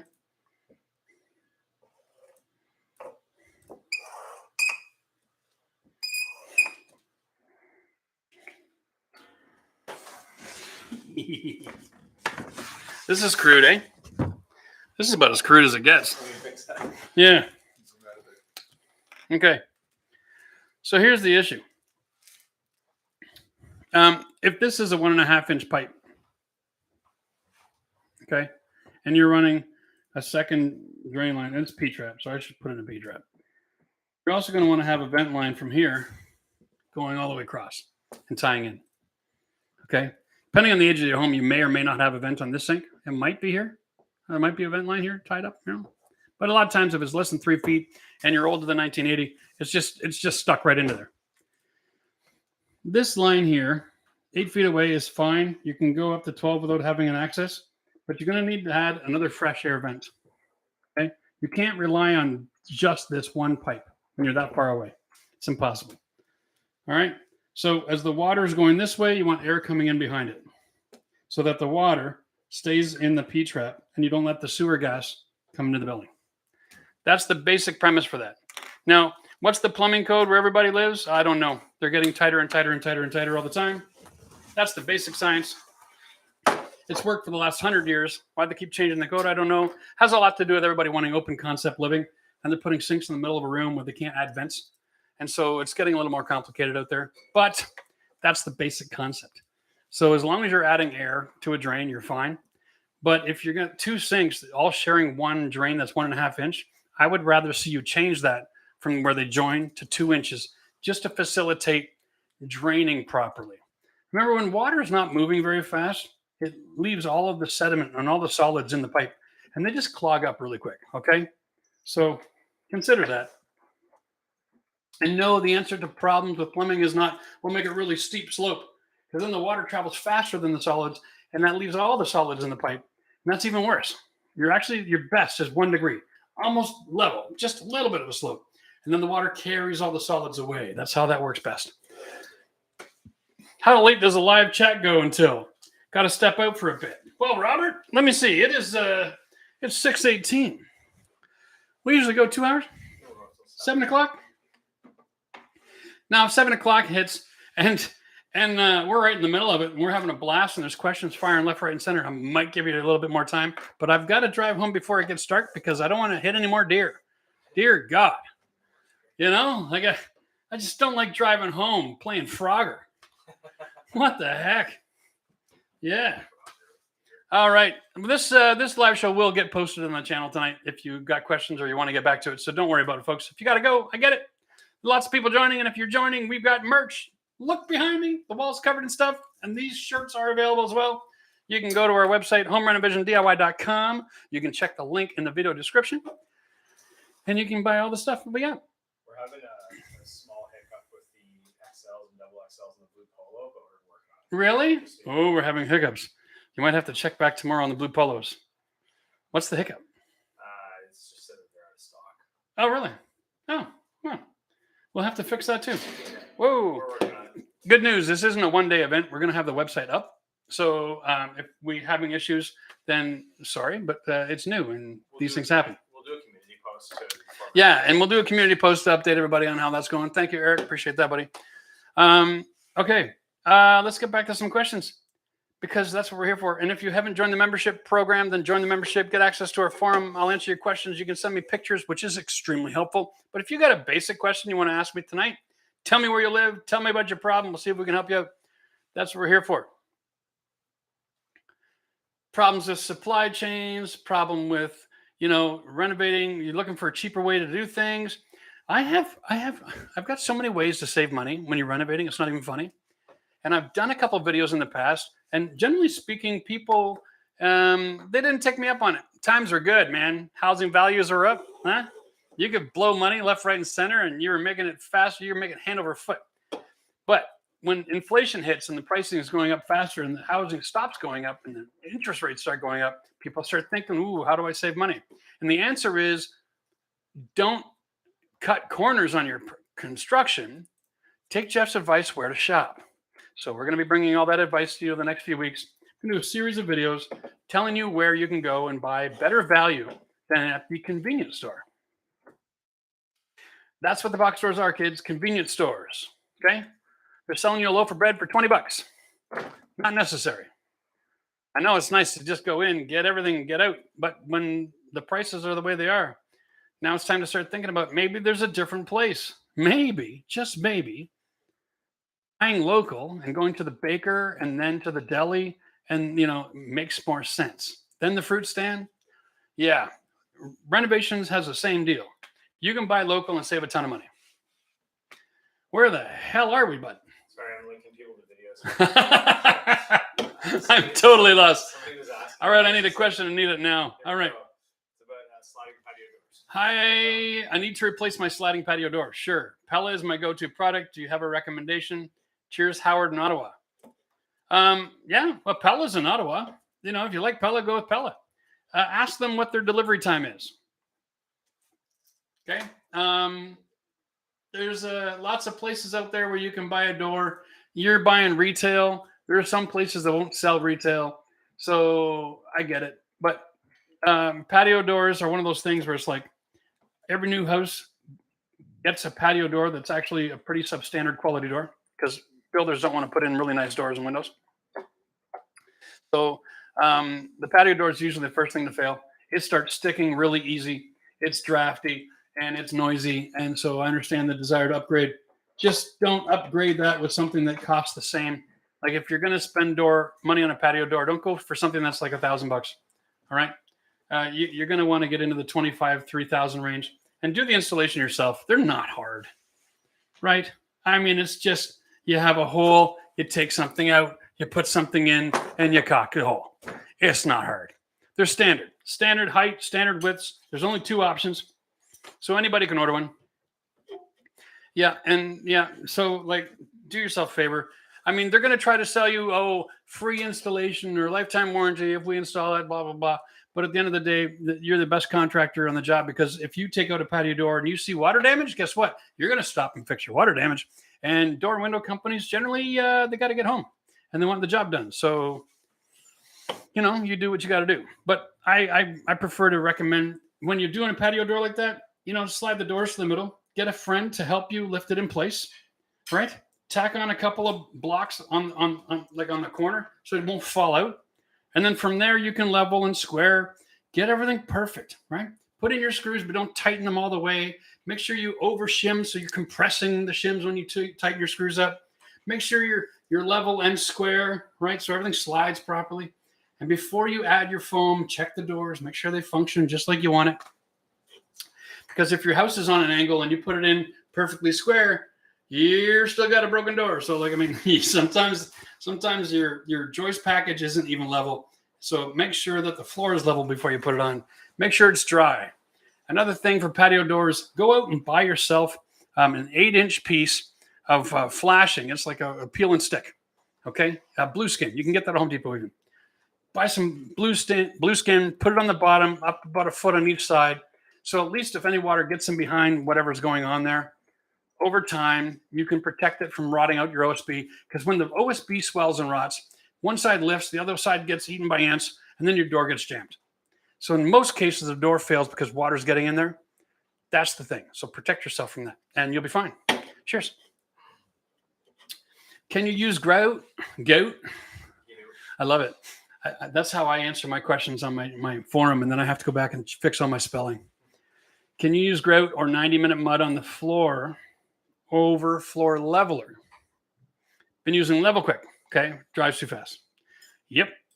Temper on 95, 105 next month. You want to put peel and stick vinyl tile. Okay, so if you're going to use peel and stick tile over a floor leveling system, change your leveling system to something that doesn't dry so damn quick. Okay. 90-minute mud or grout. No, don't use grout.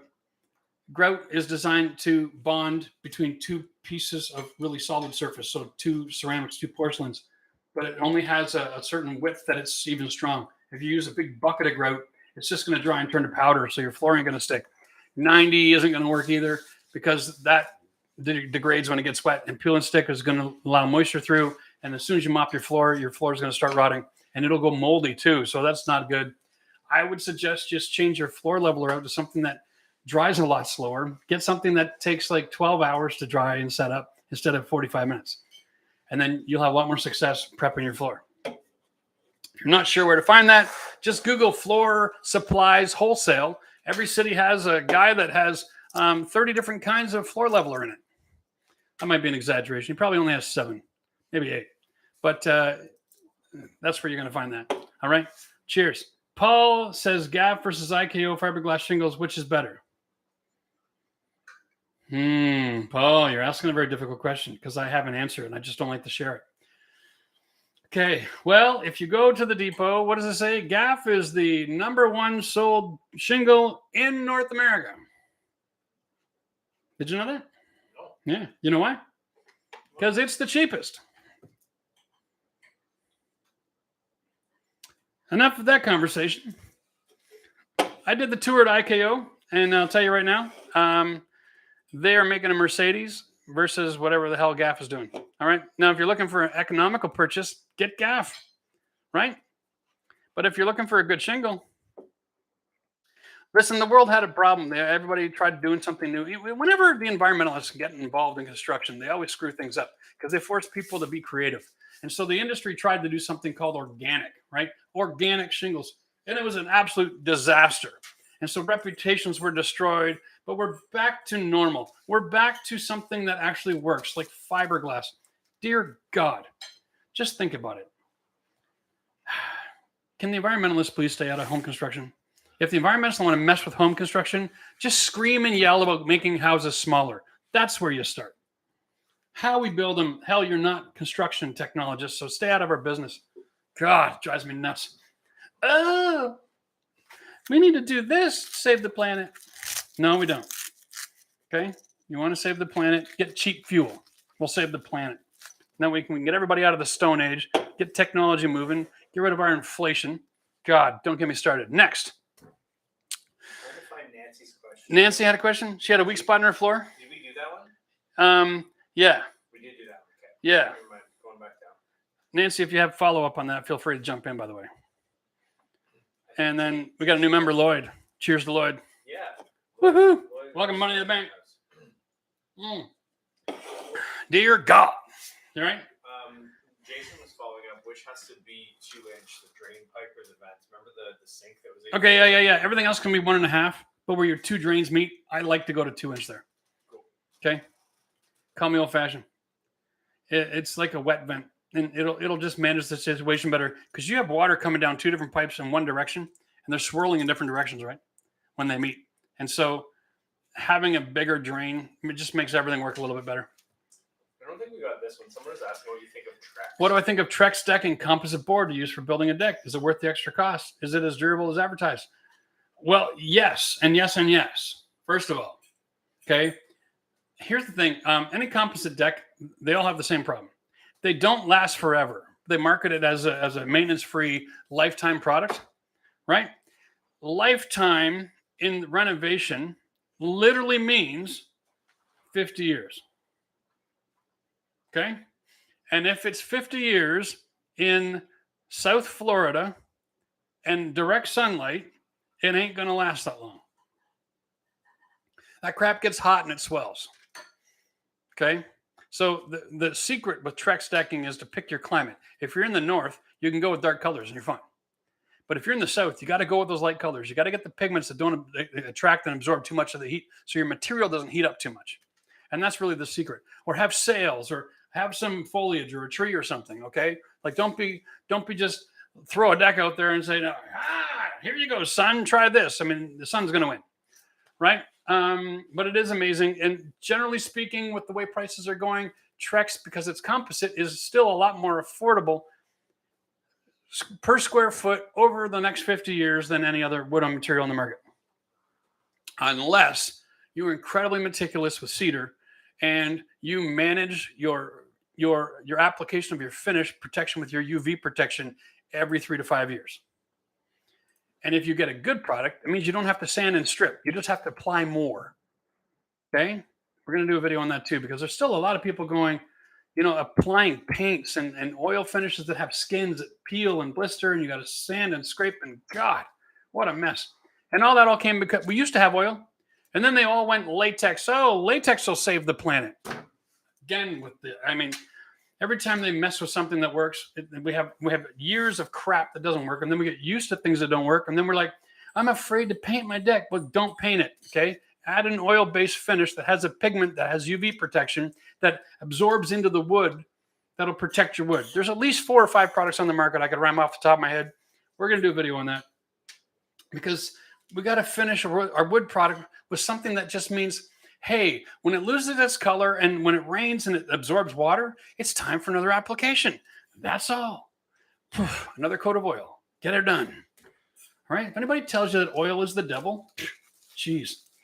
Good luck. Tell them to shut down hospitals without oil. We're done. We don't have any technology without oil. Segue to existential. Yeah, not really a renovation question. I don't care. Ask me. But I built some planter boxes out of old pallets. Would oil-based primer be sufficient to keep them from rotting once full of soil?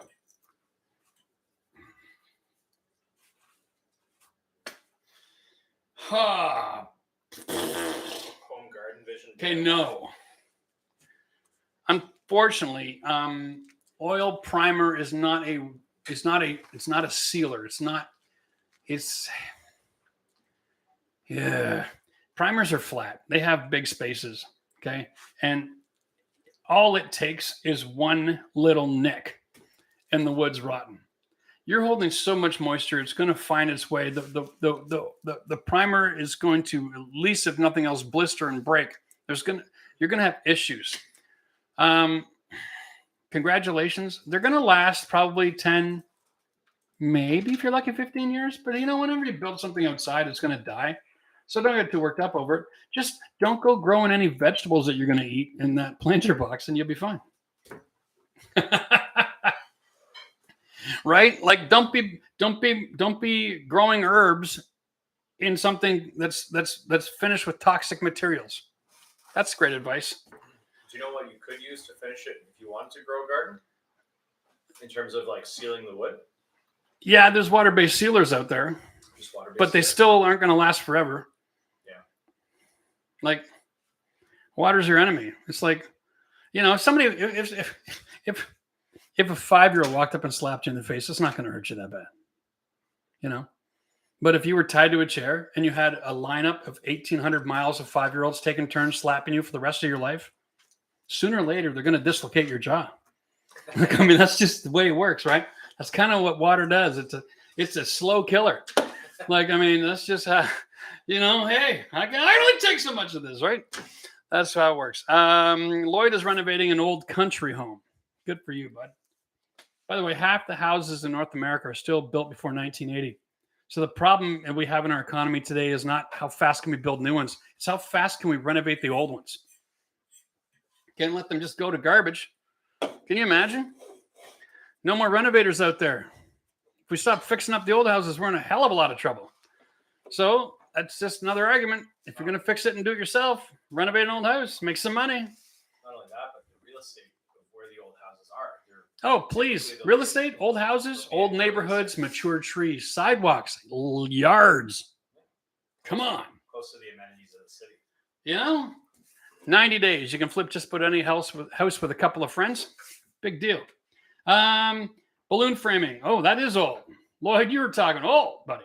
Okay, 4x4 studs with 2-inch concrete poured between the studs on 6x6.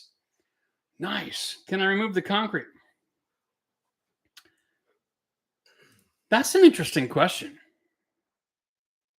Generally speaking, in those situations, it's a balloon frame. The concrete was actually poured to add strength to the framing before they cladded the house. So that was kind of like their nailing system, right? Because, like, can you imagine back in those days trying to put a 6-inch spike into a 4x4 into a 6x6? Like, so they would actually just use masonry to tie it all together. It's old growth trees, so it never really had an issue. Yes, if you would need to get rid of that concrete, you can, but you are going to have to put in some structural stuff to hold all that together, okay? Now, as soon as you say structural, get an engineer. Because you had to ask the questions, that means you don't know the answer. So get an engineer, okay? Just, it's worth it. House visit, $300, get it done. I don't care if he charges you I'm out in the country, it's $450, whatever. Have him in, have a chat, have him look at the situation, and he will give you the advice. And if he needs to do drawings, he will, okay? But for the love of God, whenever it comes to structural, guys, if you have to ask the question, you're not an engineer, get one. That's all I can say. I can show you what he's probably going to tell you, which is take out a piece and then anchor both sides with some structural screws and then take out the next piece and repeat. And, you know, it sounds stupid to get his advice on that, but I'm not looking at a picture of your situation. So if I give you advice and then you pull out concrete and then your house just goes, and then I'm in, you know, that puts me in a really difficult predicament. Right? Okay. Renovating equals saving the planet. You're damn right it does. I'll tell you another reason why. Because most houses that are old are smaller. And they use yet less fossil fuel to heat in the wintertime. Take that. Yep. Nothing like a 1940s wartime bungalow. What a great starter home. Those things need to be fixed up. We need to make more of those. You know, after the Second World War, North America built like hundreds of thousands of these cute little 2-bedroom, 1-bathroom homes. Okay? And they even had lots. They're super affordable. Hell, 10 years ago, you could buy one for $150,000 in the States and $250 here in Canada. But you know what? Nowadays, they won't even build them. Won't even think about it. All we got to do is have a government policy that says, hey, for every single family home that you build in traditional 2,200 square foot living, you've got to build one that's 1,400 square feet. Problem solved. No more housing issue. Out here, just mandate it. Out here, there's no more semi-detached. No. It's all massive. They're not even making semi-detached. The walk-ups, forget it. It's huge singles. Yep. Or like the sixplex. 8 to 16 unit. Like Yeah. Like it's like there's no in between. It's not even funny because like Canada's like is it the second largest country in the damn planet? We got nothing but dirt, and you think we could solve a housing problem for 35 million people? It's not that tricky. Just nobody has the financial, political will to do it. This just drives me nuts. Anyway. Jay had a good question here. Jay has a question. Jay, what are your thoughts about sticking up backer board for backsplashes? I want to do one for my kitchen, but I don't have that much time. Okay, like you remove the drywall and put on like a cement board. I don't think it's necessary. That's my impression. Okay. It's a lot of extra work. Like for me, it's just stick on the drywall and go. Backsplashes are one of those things. If you do a backsplash and you use ultra grout, it's a small space. And I know it dries quick, but it comes with a sealer. And then you add silicone to seal the countertop to the tile. And you install your tile with a little bit of a spacer, right? So if the wall moves around in the wintertime, it doesn't disengage from the counter and the silicone will stretch. You're fine. The amount of water that it's going to see over its lifetime, you're going to change that backsplash before you ever develop a mold problem. I'm telling you right now. As long as you seal up the countertop to the tile, you're going to be gold. Just don't wash your dog in the kitchen sink, right? That's the secret. All right. Will Smith, slap that like button. Cheers, buddy. Spacula. Great. All right. It is 6:39. We got 20 minutes to go. Oh my goodness. Like the Sears kid houses. Yeah, those are great houses. It's too bad Sears didn't know how to stay in the game. Okay. We got another super chat here. Someone's wanting to let us know. Thank you for the videos. Give me confidence to cut through a structural beam and collapse my home on top of me. I appreciate you. Well, I appreciate the tongue in cheek. Trust me, I don't give any advice to cut your house in half. All right. Cheers, Jay. Hey, here's a quick little segue. I'm down in Vegas and bumped into a guy named Will. I'm just walking through a casino on the way to go for dinner. Or was it like 3 o'clock in the morning? I can't remember. Time changes. And he walks by, spins on his heels. Oh, he says. And, I'm expecting it. Somebody might actually have recognized that it's me. So I turn around. I'm like, got a big smile. And he gives me a big high five and a big hug. And I'm like, not too often I get hugged in the casino. So I'm like, dude, what's up? And he says, just wanted to let you know that I started a handyman business based on your videos. And it's changed his life. I thought that was cool. Will. Yeah, Will. And so later on, my boys were actually out and they bumped into Will and they got to talk. Great story. You're going to love it. So Will is married. He's got kids. Grew up in Compton. Started a handyman business. Moved out to Las Vegas. Right? There's a huge story there, but it's very cool. You can actually learn how to make a living on these videos, guys. Will did it. No excuse for anybody else. If anybody's out there watching this video and you're crying and you're sad and life isn't treating you fair, get your ass off your couch and go pick up a hammer. Problem solved. If you need any motivation, take responsibility for whatever the heck is going on in your life and just go pick up a damn hammer. All right. Freestyle's wondering about hardwood on heated floor. Yeah. Can I use engineered hardwood on the heated floor system from your videos? Yes. Actually, here's all the following flooring that you can use heating cable on. And here's the system. You've got to realize that there's different assemblies for different types of floor as far as the cable, because if you're using hardwood, engineered hardwood, is it a click together or is it a fastened floor? If you're putting in nails, then you've got to be smart about how you're laying your cabling, right? And you've got to be able to have your cabling and spacing and nailing all lined up so that you are actually assembling your floor perpendicular to your cables, so you know you're not putting nails in it, obviously, right? But generally speaking, yes, you can.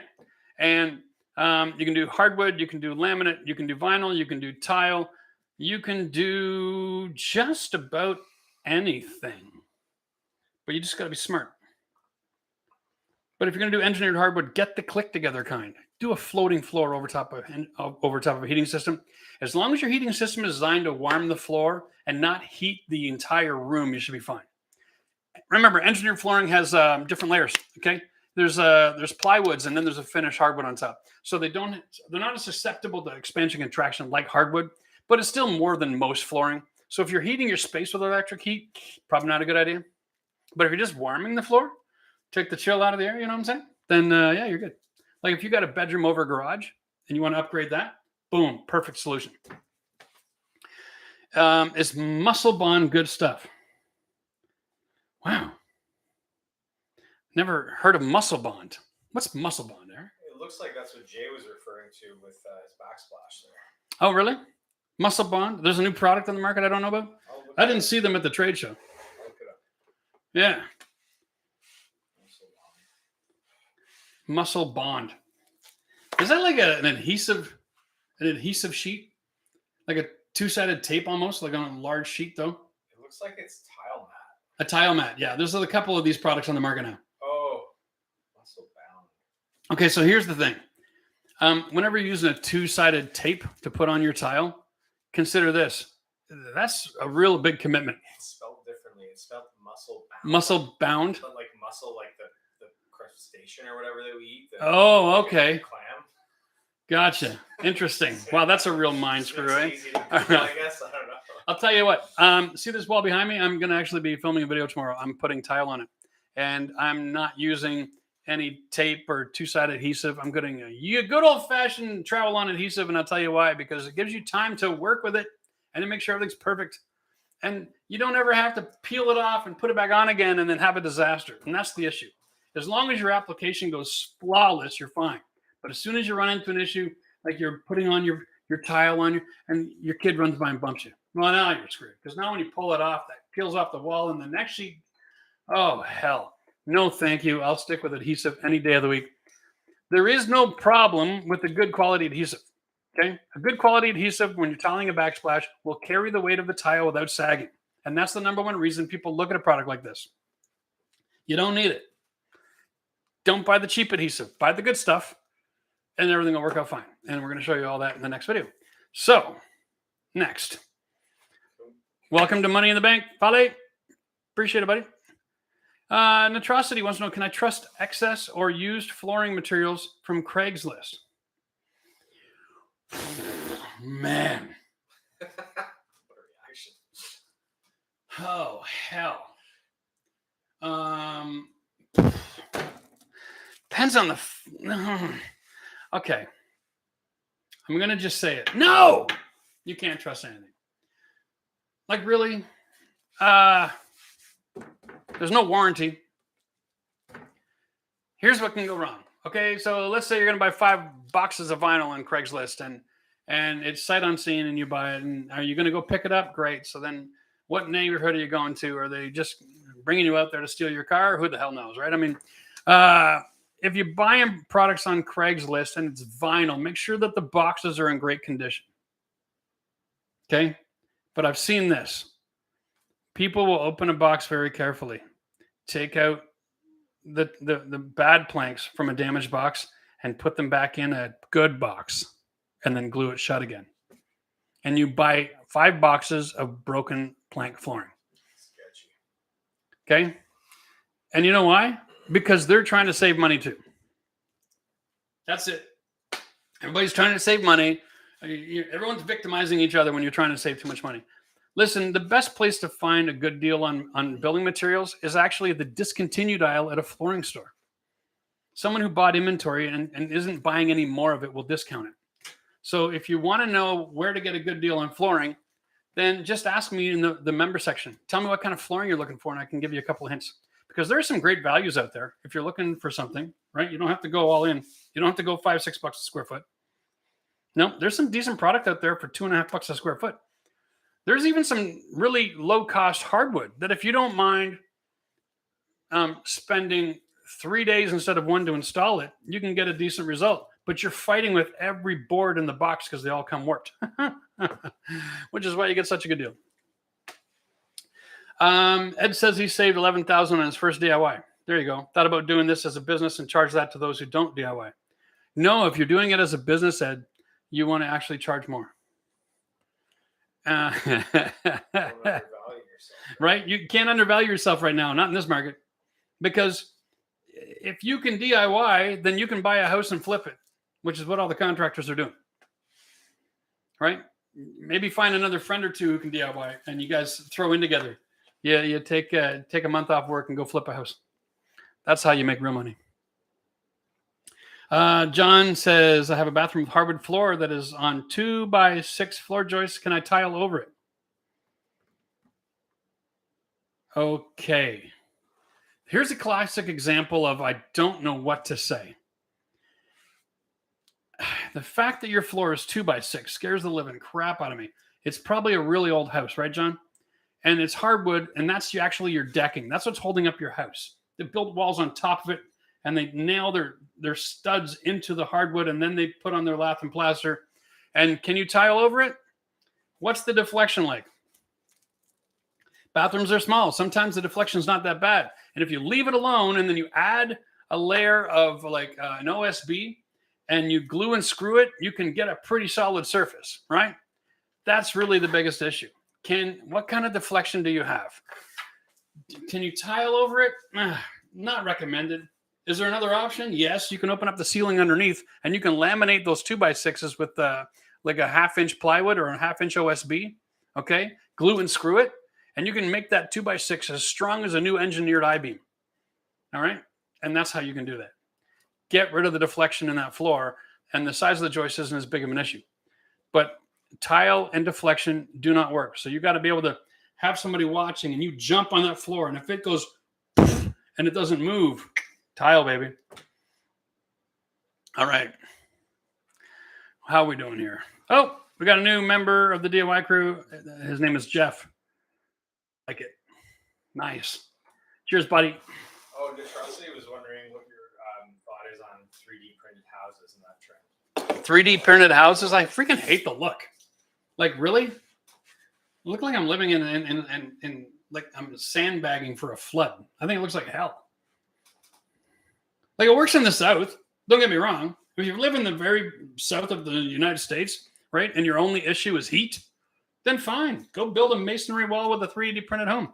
You won't see that any further north than California, Texas, Florida. You won't even probably see that in Georgia. So unless all of North America is going to move to your 3 states, it's not a solution to a problem. It's just, it's a fad. It works there. It's a geographically isolated solution. Is the R value of that stuff just not? It's hell. It's concrete. Like, so you'd still have to do like foam, like rigid foam board or something on the inside. you'd still have to put an R20 inside. So you'd have to do it, treat it like a basement. So you'd have a 4-inch thick wall of masonry, and then an inch of rigid foam, and then a 2x4 wall. So you got to run electrical still, right? Like all these issues. So now, like the amount of time it takes to pour all that concrete, we just frame it and skin it, and it's done. Like, we're not saving any time or money up here. Down in the South, where they just do masonry block and then they drop a roof package on, it works great. Yeah. Same thing, different pile. Cool. Same interior finishing. Yeah. So that works for them. But up here, it would never work. You know, I mean, if you want to really know what the solution is to the housing crisis and how we can be affordable and be better to Mother Earth, live small. What do you want? Live small. All right? Stop taking advice of people who live in a $50 million house on a 12-acre property with 14 pools and 100 bathrooms. What the hell do they know about saving the environment? Jeez. Live small. And if you don't like small, that's fine. It's a free country. Well, at least yours is. I mean, mine isn't anymore, but we'll see about that. Jeff Creel was wondering how the church is. How's the church? Sitting there dying. I'll be honest with you. We left on vacation. I sold my house, and I bought a fifth-wheel trailer and a truck because I couldn't find anybody to get anything going. We had no materials. We had no trades. We had nobody to do architectural drawings. And it was hell. We couldn't even organize anybody to put in a new furnace and ductwork because everything up here, ductwork, now I need to find a special guy who's got a license. And, you know, like they got better things to do with their time than worry about a guy like me. And so I was like, fine, bye. We came back, and we're looking at the same crap. It's like, making some real difficult decisions this year. We're going to wait and see. I'm going to get the occupancy permit. We're going to add a bathroom. We're going to fix up the kitchen. We got some cool videos. We're using the studio. And there'll be more on that. But no, I'm not dropping $250,000 into architects and septic and all this other stuff just to get the project ready to go when I can't move forward and actually get anybody in there to do the heating. Remember, when you're doing a major project, the first thing you do is put in your new heating system. I need ductwork. I'm on a list. And if somebody calls me one of these days, we'll take a look at moving forward. But until I know I can get ductwork done, what the hell is the point of doing anything else? I'm not going to build it backwards. It's still Ontario. It's going to be cold. Yeah, right? It's Ontario. It's going to be cold. So right now it's on electric heat. And, you know, if I can find a way to finish the house on electric heat, then we'll see. But right now we're just going to focus on making some great content for the next few months. And then we'll focus on that again. But you know, and hey, if you're a tin guy out there and you're working for a company and you're like, hey, I'd love to come and, you know, do your furnace for you, then freaking talk to me, baby. I don't care if you're coming from Wisconsin. Like, you know, feel free. I'll put you up. All right. Wow, we're busy here. We got Cheeky Sensei. Welcome to the membership club. And Paul Sholey. Is that Sholey or Sholey or? I almost said Pauly Shore. God, throwback, eh? You've never heard that before, have you? Awesome, man. All right.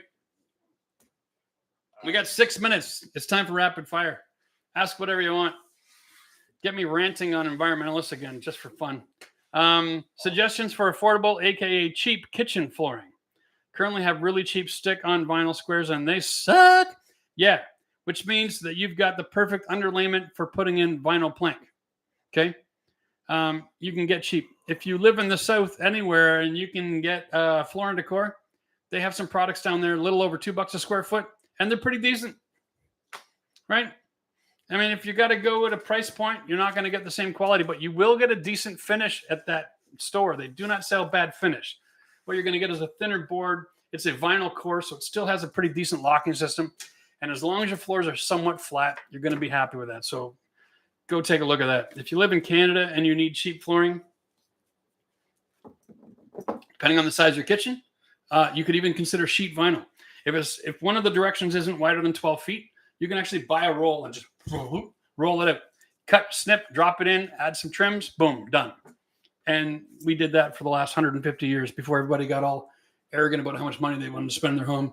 It's the most efficient way to waterproof a floor known to mankind. $1 per square foot. Can't beat it. DIY friendly. Just saying. Just because it's new doesn't mean it's better. Come help build my at-home RV pad and park. Yeah, you know what? We want to get out there and meet everybody and work on your projects. Here's the problem.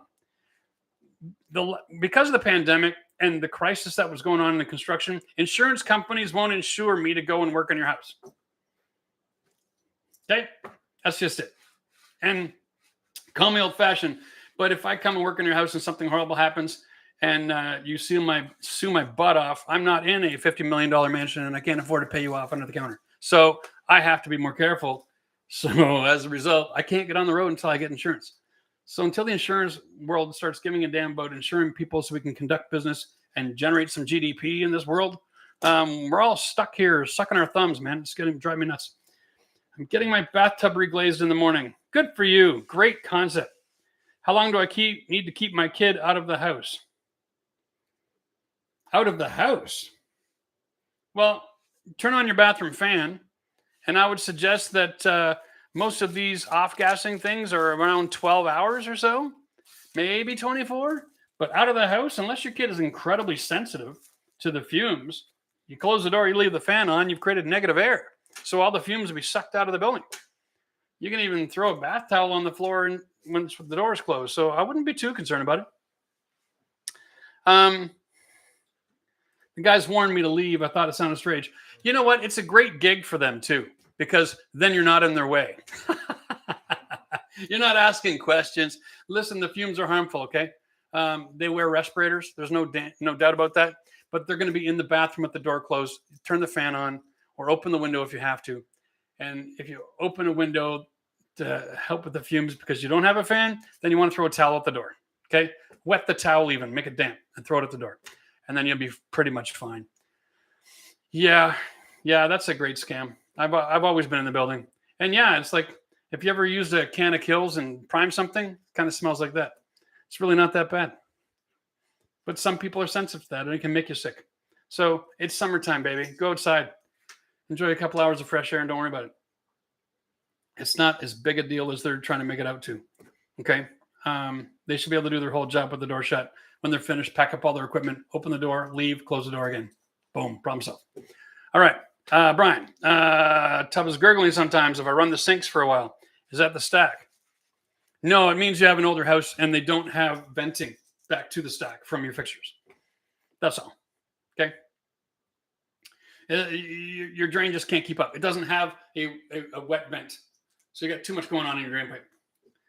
Really, the best rule is use the tub or use the sink or use the toilet in older houses. If you try to use too much at the same time, you're going to get gurgling. All right? That's just the nature of the old plumbing. It doesn't mean there's a problem. That's what I'm saying. You just have an old plumbing system that isn't designed to bring fresh air relief to the P-traps. So if you're using it all like that, when you're done, add a little water to the tub, add a little water to the sink, okay? Make sure that your P-traps are full of water and they didn't get sucked dry. Next. Thanks, 1971. Yep, that's about, I'm going to say 8 to 12 years, depending where you're from, before they upgraded the code to have fresh air venting even on bathroom sinks. So no big surprise. Okay? Nice. Wow, that was all Jeff. Busy. Did you get this? one? Or Can I do my own ductwork replacement upgrade? You were kind of talking about that. Yeah, you can. But my project will be on building permit. And so I've got to have somebody who's licensed to install it. That's the only challenge. Licensed. You know, because using a pair of scissors for a living requires special skills. Now, I'm not bashing guys that are tin bangers, because when it comes to commercial tin banging, damn it, that metal, and you know, you got to have skills and tools. You got to know your math. You got to be able to do all of that. But for the love of God, like, do we have to legislate putting in a freaking box? I love that mean, phrase. you know, like, what happened to the old days when a contractor could be an HVAC contractor and hire guys to install ductwork without a license? You know, they still had to be responsible to do it properly. But all of a sudden, can you imagine? It's kind of like when we went to graduated licensing in Ontario. In our province, you have to get a license to get a graduation license to then be allowed to drive on the highway. And you get it all done by the time you're 18, and they're still stupid as hell for another 7 years, driving around like morons until they're 25. Like, kids don't grow up that fast. Why do we make it sound like it's some big accomplishment to make them wait another year? They're 18, 19 years old, and they're just ripping around in their rockets, putting people's lives at risk like it made a difference. Oh, my God. Just stupid. The whole world works like this, right? Well, I have a problem. Let's make a rule. That solves all the problems. I'm not much for rules. Have you noticed? Tin snips are dangerous. That's right, especially if they're in your pocket. Next. My God. Well, it's 7 o'clock, guys. It's been fun. I love hanging out. Go buy yourself a t-shirt. Get yourself one of these bad boys. Walk around town. Let people call you out. Would be awesome. I want to see a video of two guys wearing a blue shirt walking across and finding each other in the park and just giving you a big point. Dude, you're part of the world. You are a DIY crew member. Proud of all you. Proud of the work you're doing. Keep sending us pictures. I love to see it. If you see me out and about, say hi. It's me. Nobody else looks like this. Okay? It's pathetic. All right. We will be gone in about just a few seconds. Make sure you check us out on our Home Renovision DIY crew. No, that's not it. HomeRenovisionDIY.com is the website. .crew. I think if you just Google it. Chris says he hopes the housing market crashes. I think everybody does. Yeah. Everybody except the investors. You know what I'm looking at, Chris, is that we're trying to figure out a way that we can actually get a work visa and maybe buy a house in the States in some middle of nowhere place where it's still affordable and do some really cool videos. But I don't even know if that's going to be possible. But we're working on it. Man, it is a real challenge making renovation content in a country where it costs me $1 million to buy a piece of crap. It's, dude. Anyway, what would solve that problem is if 100,000 of you would all join the membership program, and then we'd be able to buy a house to renovate. Listen, I'm just giving you a hard time. We are going to be making some great content in our studio this year. We've got a couple of outdoor projects as well. We got sheds, we got decks, we got pergolas, we got all kinds of cool things coming. So be excited. I know the last couple of months it may have felt like, well, maybe just run out of gas. But the point is we haven't. It's just been real challenging, and we're trying. And we've got a great plan for the next few months, and I'm excited to be able to bring that to you. We will see you again in a couple of weeks. We'll send you updates in the community post about our next live show, and we might even have something interesting to talk about that time. Cheers till next time. Bless you all. We'll see you soon. Cheers.